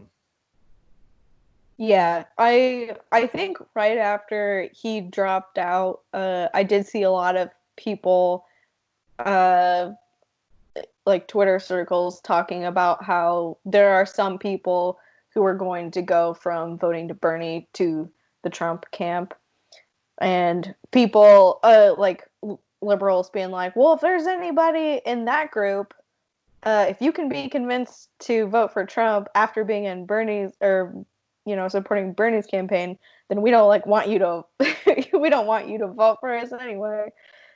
And it's that kind of just condescension and complete disconnect from, uh I don't know. There's just like an expectation of either you fall in line and you just like pick up the status quo and do what we tell you, or just fuck you, I guess. Yeah. And you're like a racist. But like truly at this point, I think before the sexual assault allegations, he might have even had some before that I just didn't really hear. Oh, I knew he was creepy. Joe Biden's always been creepy. But they've had complaints from people, but I think this is the only person who's done actual allegations. Yeah. I think before that I was kind of more okay with the idea of voting for Biden and being like, okay, well, obviously it's the lesser of two evils, I guess. But right, I am getting farther and farther away from being able to say that, because, I mean, obviously Trump is more outwardly evil and dumb and is very easily manipulated by smarter, more evil people. Right. But I could say the same for Biden. Yeah. My bright side hope would be that Biden is more likely to not want to start major conflict in other countries than Trump. Yeah. Solely because he cares about his like political reputation, but that's also completely dependent on whether or not he's like operating well, and I have no idea. Yeah. The people saying that he has dementia and stuff, like I have absolutely no clue.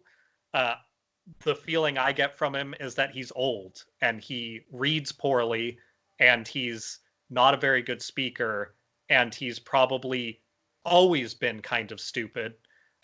People like to think that people with like law degrees and stuff are smart. We both know that's not true. We've seen examples of that. So it's the like, I don't know. It's the assumption that if he's in that position and he has been for a long time, he must be okay at it. I think that's dangerous because I don't think that's true at all. That's probably one of the most egregious like misconceptions about politicians, is that if they've been doing it for a long time, they're good at it. Absolutely not. And absolutely not. Him falling back on that, like, well, we could just give people like $600 a month or whatever, and they'll shut up during this crisis kind of rhetoric. That is a great example of how he's willing to try and look good sometimes and then just completely hide and disappear for times when he doesn't have something good to say. And that's not a good president either. Like, it's almost like we would want a president who was out there every day having press conferences about what's important to remember during a crisis, and somebody who has like action plans and roundtables discussing it constantly and free and available online through neutral moderation. That seems like the kind of president we would want. But instead, the DNC would like you to know that the president you would want is actually somebody who just speaks when spoken to and is probably pretty dumb, so that the DNC itself can push whatever agenda into a completely non-compliant right wing so that nothing happens for the next 4 years. Best case scenario. I guess the upside is he thinks that at least as a talking point, and probably not as something that follows through, people with student debt should have, I think it was $10,000 of it should be like jubileed away, which I will say, as somebody who has more than that from a long ass time ago sitting, that does nothing. Like most people I know who are trapped in debt for their entire life because of college, $10,000 is like going to be less than half by a considerable margin for most of those people, because college doesn't fucking cost what Joe Biden thinks it does. And the taking $10,000 of it off is only going to serve to finish off people who already are able to pay it off. That'll be nice for them. That'll improve their opinion. But people who are actually hurting, that's nothing. That means that you pay less interest, I guess, which also doesn't matter. Like, and that was the other opportunity. Like, the emails I've been getting have been, now that the government's making us do it, we are excited to present to you the opportunity to opt into a system where we won't charge you any overhead on your debt until coronavirus is taken care of. Yeah. As like, great, sure. Thanks. Yeah, that does nothing for me. That's fantastic. And for anybody who watches this and says that is something, it's not. If somebody makes $1 an hour and you say, we'll take $50 off of this $6,000 thing that you owe, they'll never pay it off. So who cares? Like, it literally doesn't matter unless they're an idiot and they think I should have kids, and then they leave that debt to their kids, which is the only way that goes with those people having a family. So just keep in mind that debt never goes away, because that got stopped, I think, while Obama was in office. They made it so that it never goes away. If it wasn't him, it was George W., and both of them suck and are super corporatists. So that's what we're dealing with. And then Trump certainly isn't going to do anything about it. He's the biggest piece of shit ever. But the bright side I was trying to get to is I think there is less white supremacist tinting to Joe Biden. So it would at least pull the advocacy of white supremacy away. And I would love to see that. Having that be something that is shamed instead of something that your fucking president supports would be fantastic. Right. And I think that's what it comes down to for me with Biden, is that obviously, and I think, so if I end up voting for Biden, which I probably will, I'm not going to be happy to vote for him. Yeah.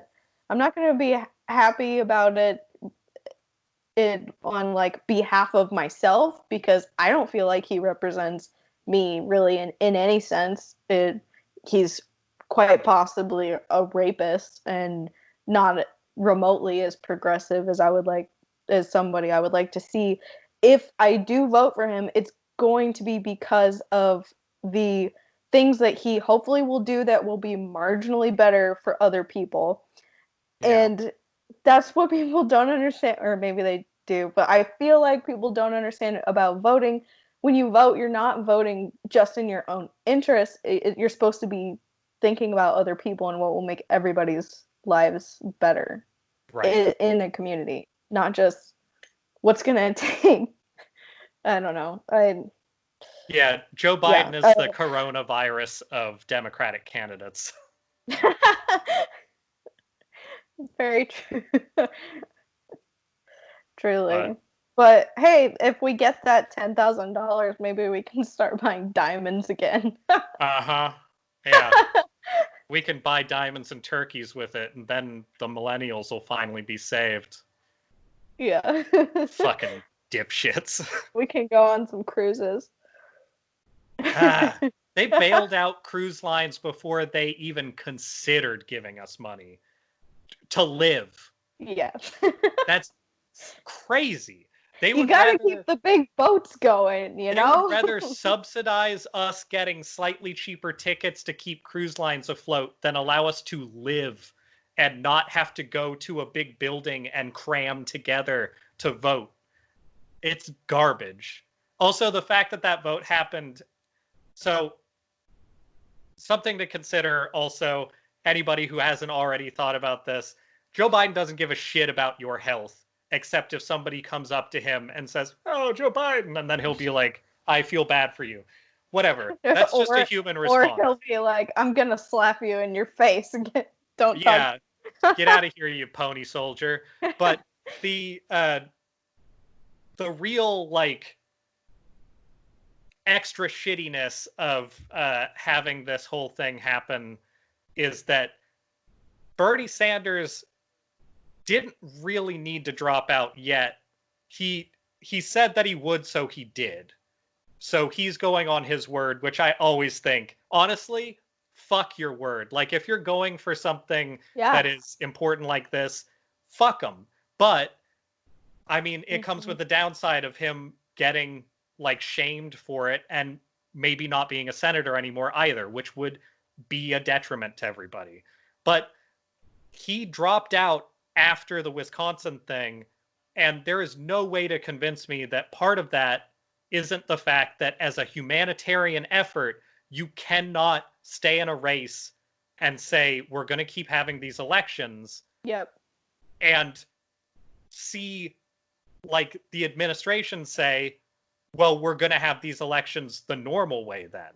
Like it essentially put Biden and Sanders in a situation where if they stay running against each other, they are putting people's lives in danger and absolutely killing more people through those actions. And one of them dropped out because one of them understands, I'm going to hurt people here. And the other one didn't give a shit. The other one didn't even mention Wisconsin. And that seems pretty telling. Like that is what you're looking towards as the future of his actions, is somebody who would look at something like Flint and say, who gives a shit? They'll just buy water for a while. And like, that sucks. That is exactly where we were before. Except this person is less progressive than Obama, and that's scary. But he's also probably less willing to look bad by doing drone shit. Who knows, honestly? Like, he doesn't seem like somebody who really cares much about people. So, like, assuming anything at this point, with him only having been a very ineffective vice president, it's foolish. Like, I don't see anything positive about him other than an absence of overt bigotry and white supremacy. But that, like, corn pop style stuff, still not a great sign. Yeah. Yeah. I just think, how can anybody in the Democratic Party, after 4 years of Trump, this is the candidate they have to put forward? Right. How do you not see something wrong with that? They, like, nobody's, or I'm sure some people are excited to vote for Joe Biden, but nobody that I know, nobody in like my age demographic is at all excited, except just to get Trump out of office. That's it. Like, Well, there's important. no enthusiasm. Yeah, but It's important to remember that we only have, what is it, like 4% of the nation's wealth right now, instead of the like 22% that we should have if we followed suit with the other people who have come before us. So our opinion literally does not matter to capitalism. Like, we can say whatever we want, but it is only through action of like getting involved in these like socialist causes that is going to give us a voice. So like, trying to say that the populace disagrees literally until the people above us die does not matter, because that's the only chance that we're going to get any of the money, and it's probably going to companies. Like, we're probably not getting the money that the generation above us has anyway.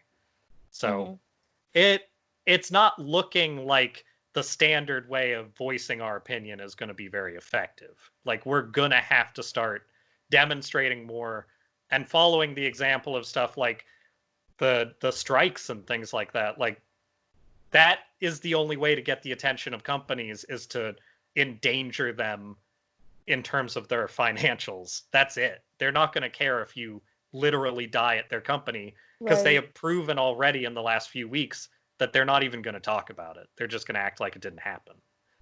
Yeah. I am hoping, while obviously pandemics are not great, people dying is not good, I'm hoping as a kind of a catalyst for more people opening their eyes and realizing that they're in the same boat as a lot of other people, and just, I don't know, I hope there's an increase of compassion for other people. Yeah. But I think a lot of people also gave the Democrats more of a chance, who were in favor of like progressive ideas, because last time it was clearly this weird wave of like fake feminism that kind of pushed this idea of having Hillary Clinton as president. And I get that, at least. Like, the people who were supporting Hillary, to me, even though I like Hillary less, bothered me less than the people who support Biden now, because I could see sort of an idea behind it. right. But now I think it is sort of the position where you can give things a chance as a voting individual and as somebody who sees politics. But once it happens twice in front of you, and the reaction is the same, of people like basically just spitting in your face, of being like, oh, you didn't get what you want. Like, you get that reaction multiple times and it becomes consistent. And I think it just leads more people to realize we can't listen to these people anymore. Like, we can't listen to people who own businesses and tell us, well, this is how it's actually going to work out. Like, it's better for you if we have this moderate stuff because I can take care of you. They're not doing that. Like, anybody who's not getting enough money to stay like solvent and decent is just telling their employees to go fuck themselves. Like, that's how our country is designed right now. So if anything, the coronavirus is at least teaching some people to stop trusting people with money, because that's the key. Like, you can't just look at somebody's bank account and say they get it, because they're following a system that's already immoral. Like, it's not a good thing to look at as the measure of a person. This lamp is my nemesis. I'm a big fan of this lamp. Every time I hit it, it sounds like a gong in my ear. I also really like that you have a very like white and like gray color scheme, and then there's just this black wedge that's like attacking you. It's a very good like infographic. That was good. Oh, did you have any other recipes?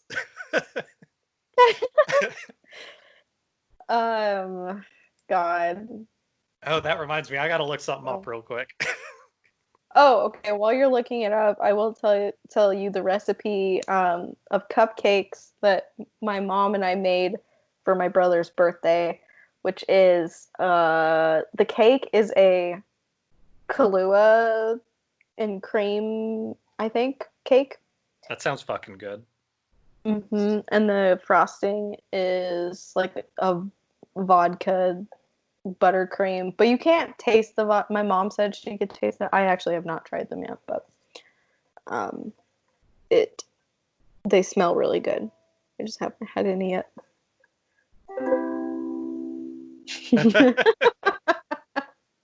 Uh-huh. I feel like we need a mood lightener and a ukulele. It's really good.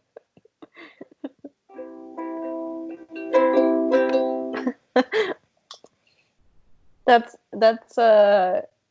one of the 4 chords that I know. Okay. There's too many Korean messages for me to translate. But um, tell you what, I'm gonna do it anyway. I feel like it is important that we know what these Korean salesmen are trying to say. I did get a Russian one this time, so that's good. Ooh, Holy shit! I might be able to read that one. Maybe. Depending. All right. Hold on. I'm just having to take a lot of screenshots. Okay. So I'm going to run through our questions for this week. Okay. So this is post Tiger King putting up some questions, just saying, like, do you have any questions for the podcast? And it's attached to another message that says, getting some friends together to, or something about like getting my mic set up to watch Tiger King with friends. Mm-hmm. So we have a lot of people concerned that we're not social distancing, which I guess if you see a microphone, a computer, and a television screen, you don't have to assume that it's digital, but I don't know. I'm not going to say it's bad to have watchdogs out there, but just this was not including any extra people. This was all Discord based. Yes. So we've got tell your friends to stay home so we win this war faster. Good point. If you're having friends over, don't. Let's see. We've got hi at Sour Buddy, blushing face. I don't know that person. We've got the Muse Art Fair, which is a company, so I'm just going to say their name, gave us 8 peace signs. Wow, that's a lot. We've got a message that says, are you guys going out of your homes? If so, where are you going and how do you stay safe? And are you guys going outside? And if so, do you stay safe and how do you protect others? None of those things are happening, so we're all good. Those were 2 messages connected to each other. Okay. Who is more hunky, John Finlay or Travis? Do you have thoughts? Hunky, but probably Finley. He's pretty beefy. He is beefy. The teeth are a problem for me, but honestly, we didn't see the inside of Travis's mouth much. So yeah, who knows? We know they both eat expired meat. You can watch the show to find out why. And then we've got a hi Sour Buddy. I think I do know that person from the art scene around here. So those are the English questions. I'm gonna hold this up real quick. See if you can interpret any of this. Probably not. If you send me a screenshot, that might be better. I'll send you a screenshot, and you can try to read that while I run these through the old interpreter. Okay. Because we gotta get to all of our questions. I don't want to shortchange people. No, I know we are our large Korean fan base. I don't want to disappoint them. Yeah, that's mostly what I'm worried about. All right. So I will leave that there for you, and I will check out these.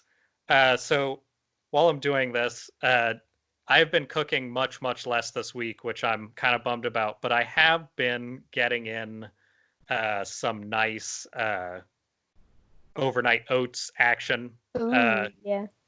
My roommate is doing a quarantine length here and a quarantine length at his boyfriend's place, back and forth.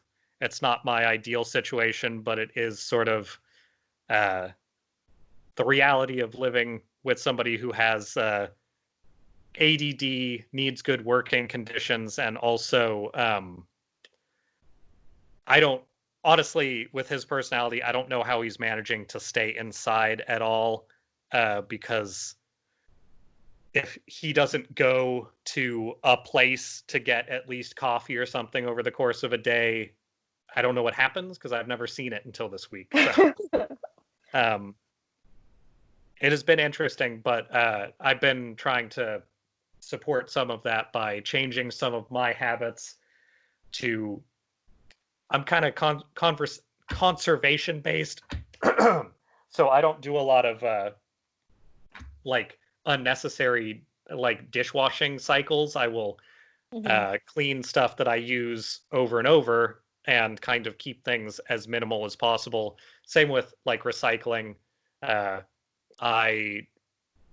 eat things in very boring method. I will open one thing, I will slowly eat it in segments as I want it, and then I will get rid of whatever packaging or whatever is with it. So generally speaking, I eat a similar, I'm not a weed person, so I eat less food, let's say, but I also eat one thing at a time and have a lot less garbage outflow. So I've been trying to keep on top of that stuff. And I've been making overnight oats for both of us so that there's something like in the morning, because he still has a job that allows him to work, even though our internet has been destroyed over this week. It's better right now and yesterday than it has been for like a year and a half. Ooh. Because we had to do so much to try and fix it. The first message I have in Korean says, hello, hase job. I imagine that's just a weird phonetic interpretation. It's fighting. It is. Yes. So I think that's important to remember. We're all fighting out here. Then we have I saw the story well. Used cars are always welcome. These are especially good because I do not drive. Our next question is not that one. Our next questions we have this is this is real. I'm going to give you positive energy. Haha. Thank you. I appreciate it. Appreciated. Not a question, but I will definitely take it, and we will answer it with, we have some positive energy. I would say more than last week, which is surprising because of the events of this week. This is an incredibly long string of writing to end up saying, I saw the story well, but I'll take it. Thank you. I'm glad you enjoyed the story. I imagine they're talking about Tiger King, or they are just generally mentioning. Oh, yeah, they are. The next one says, I'm going to see the story. Good. More people should watch Tiger King, especially if they don't already know the story to it. It is crazy. Yeah. I know some of the things that happen later, and I'm looking forward to it. And this one says, goodbye. I see you often. I have seen this person pop up on my stuff. Maybe they're just a Korean language fan of the other work I do, which, cool, thank you. I can't read your Korean, but I can translate it once a week. So thank you for the support, and thank you for the offers of buying my used cars. During our whole internet debacle this week, there was also unrelated people unrelated to our actions. People were here trying to fix internet for outages in front of our building and dropped a wrench into the back seat of my roommate's car, breaking out his back. So lots of fun. Lots of people knocking on our door on Thursday, I think. Just do not recommend our week to anyone, but I do recommend using honey and cinnamon and peanut butter on your apples after you've heated the apples separately to avoid clumping the peanut butter. So that is one thing I will suggest for your overnight oats. That's a good recommendation. How is your Russian coming? I have no idea what this is. All right. I have like 2 words that I know. I can pronounce it, but I have no idea. So, hi, sour buddy. Yes. I think Nabarayu means typing. I don't. I tried to Google Translate some of these, but I took the Russian keyboard off my phone, so I don't know that I did a good job. But Hochesh means do you want at the end, so something about $8,000. Do you want it? Excellent. So yes, I would like $8,000. Please send that to us. Okay, so I have a translation. Okay. Hi, sour buddy. I am picking up 10 people whom I will lead to an income of $8,000 per month. Hell yeah. Yes, I do want. I think if we spoke the same language, it would be easier to communicate, though. So I'm probably not going to risk it. It might affect my getting unemployment while I am furloughed.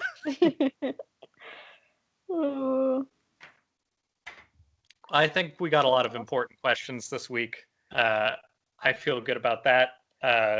Vote for Joe Biden. He sucks. Do it anyway.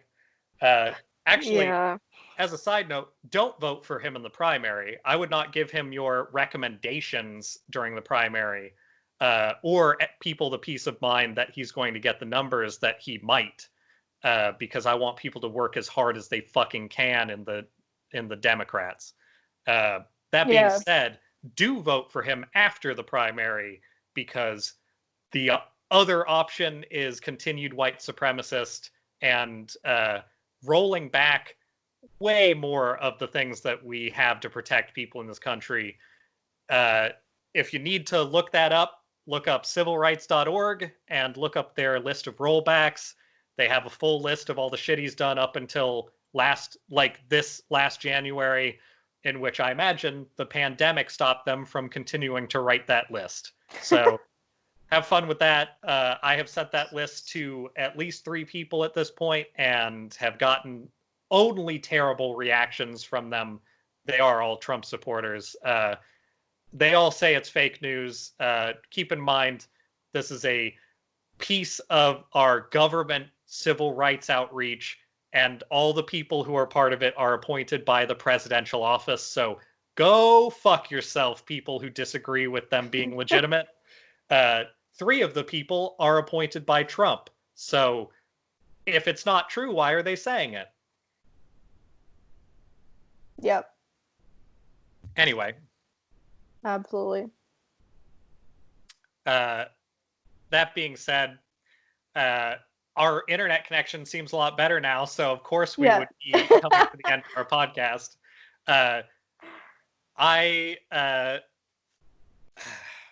I hope that this next week has fewer surprises. I want to end the podcast with good stuff, but first, don't trust what the president says about COVID. He seems like he is not on the level. I know it's really appealing to go back to work and go back to your normal life and all that shit. It's not going to be normal for at least the next half a year. That doesn't mean you won't be working. That just means that you will definitely not be doing exactly what you were doing before. Mm-hmm.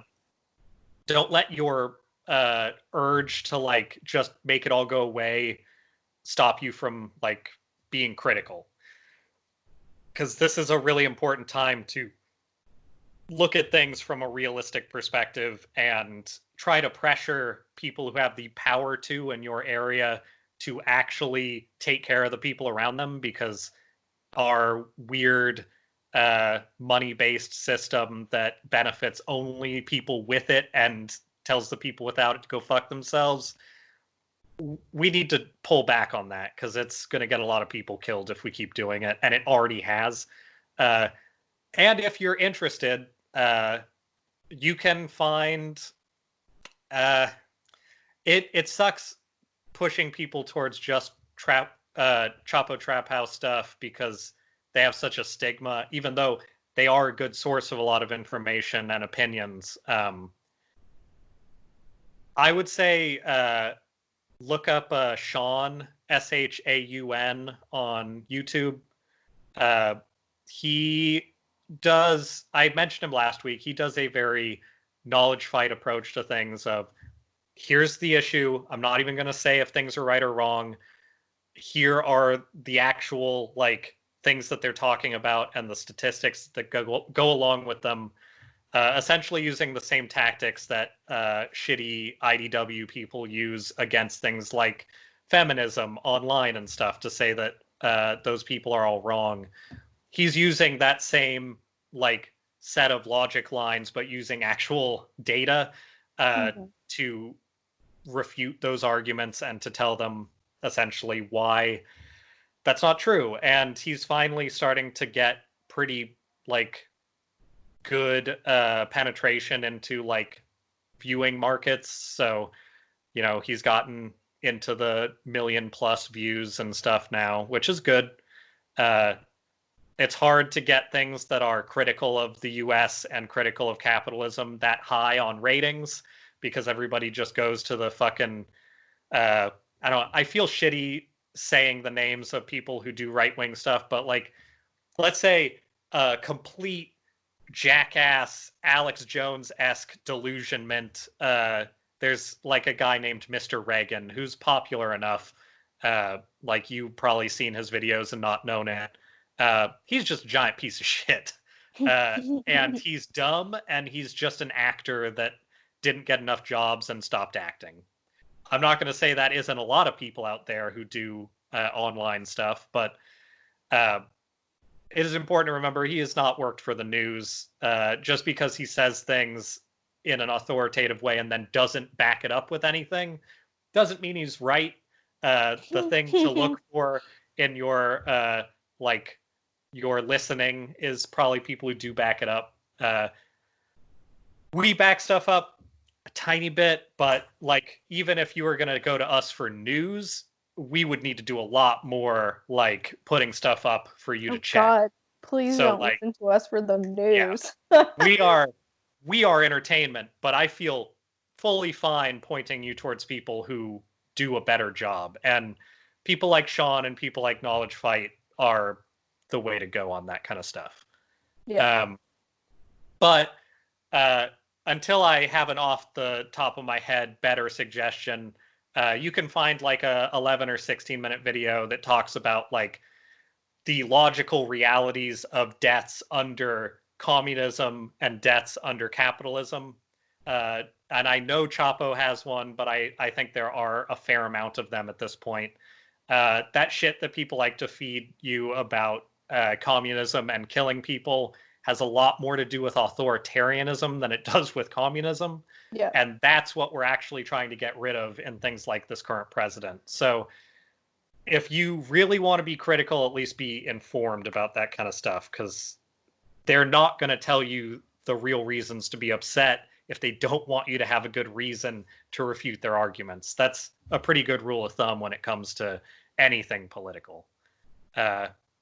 And I'm weird, so I would consider that a bright side, but I guess my real bright side for this week is it's been really nice out, and I can have all the windows open, and even the weird noises from everybody, from my roommate to the neighbors to the kids upstairs, it's kind of pleasant. Like, I might not be able to, like, socially interact with people that much, but, I mean, that doesn't bother me all that much.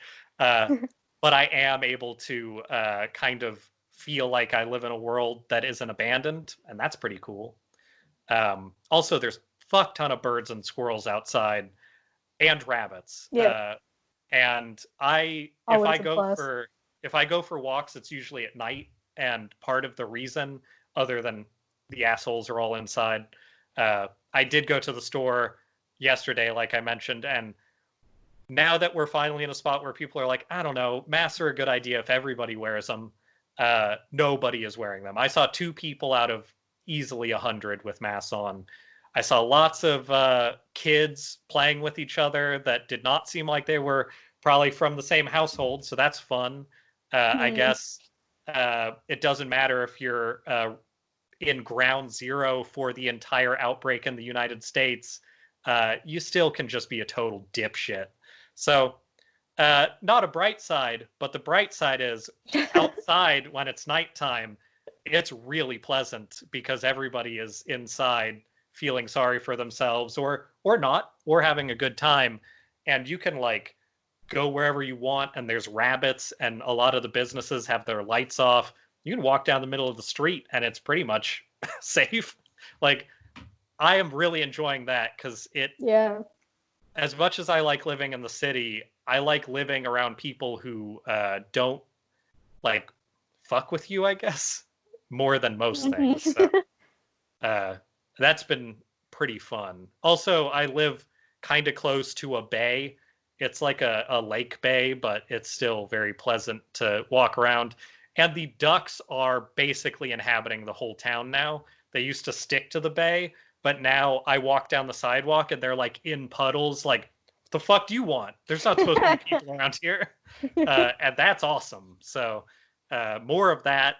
I'll always take animals encroaching on our space. That is my favorite. Yeah. Oh, that sounds nice. It's been super nice here too. So that is very pleasant to have to look forward to. Also, my roommate does have Animal Crossing and is leaving it here. So I have now, I'm not going to say I've ruined his island, but I built a house on the opposite side of the island and like separated by a bunch of like landmarks and stuff from his house. And I found out you can build a house on the beach if you find a big enough chunk of sand. So I have a house on the beach, and I have an outdoor zoo a la Tiger King, full Excellent. of the most exotic fish and wildlife that I could find. I also have a guard turtle outside of my house that sits on a bamboo bench with flowers around it and just hangs out. It's pretty much ideal living. I did put my house right next to a dock, so everybody else now has to feel weird about using it. I mean, that's just the right way to do things, I imagine. I think so. And because I'm an idiot and I put too much stock in things, even if they're digital, I am using the system where you fly to uninhabited islands and like get resources from them. But I am specifically leaving some resources because I play games wrong and I want to be conservationist even in a video game where it literally has no impact on anything. So that's been interesting. Man, I might just try and I feel like I'm getting close to just biting the bullet and and buying a Switch just for this one game. And I don't even like the Switch. I just want to play this game. I will say their texture work in that game is fantastic. I've seen people, everyone's posting their rooms, and I really I really want to make a fake room right now. I need to do some virtual interior decorating. I'm going to sign in there when we're done here. I just got a second room in my place because I have been building. I'm literally like turning into a trash monster capitalist in that, and it's working out great. Right now there is a event where, well, there's two events. One of them is you go pick up what is essentially trash. You go pick up like cherry petals that are flying around, and you can use them to make nice looking things for your house just at a workbench out of like repurposed materials and stuff. So I'm doing a ton of that. The other thing that's happening is some asshole rabbit has hid candy eggs all over the entire world, which means you have equipment that can break. So you need to like make new equipment or buy new equipment every once in a while. So every time that you fish, you are in essence paying a little bit of your work into catching this fish, or catching bugs or digging stuff up or whatever. So they have a system where you chop wood out of trees with the right kind of axe, but you don't take the tree out. You let it regrow and then like chop more off of it. And you can remove trees, but it's different equipment. Mhm. They have a system where you chop and you use up some of that axe to get wood. You use up some of your pole to get fish. You use up some of your shovel to get stuff out of the ground. All of that stuff.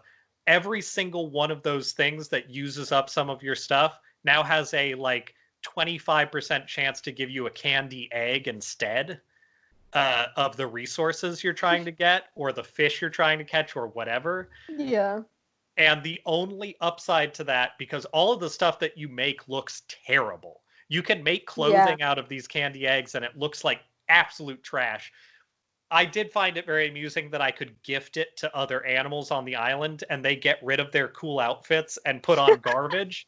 So that's been fun. But like, I don't want to just razz digital characters with this horrible thing they put in. I will actually take you on a short tour when we're done here. Excellent. If I find a good way to do it, I'll just put that online in some fashion when I have more rooms. But I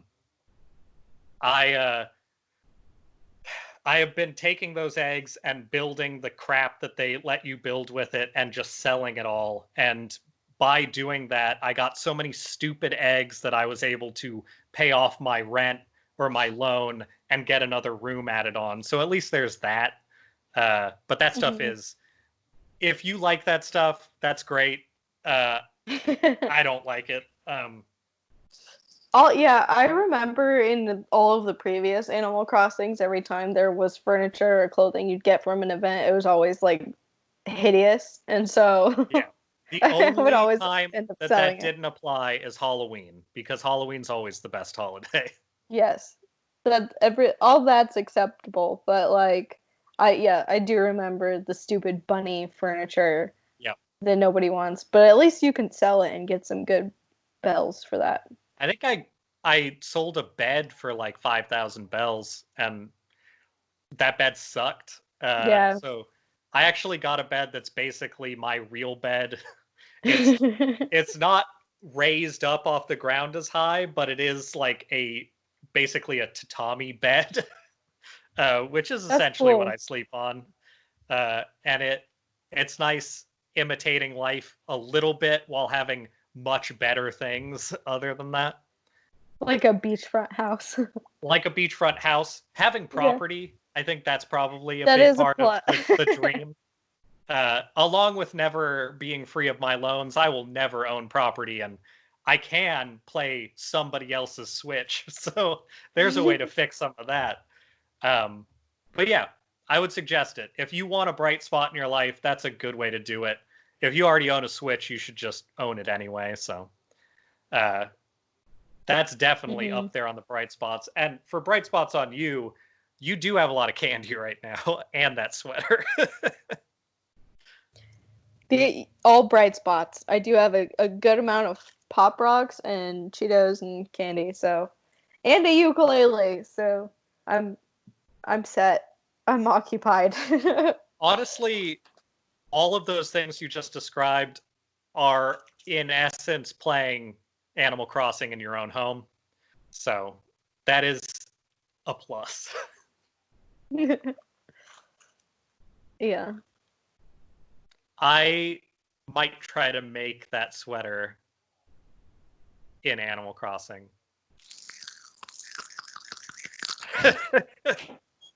You should. And you should send me a picture if you do that. I think this is our Pop Rock McClunky for the episode. I think so. Let's go out Be strong. gone, thought. Yeah, exactly.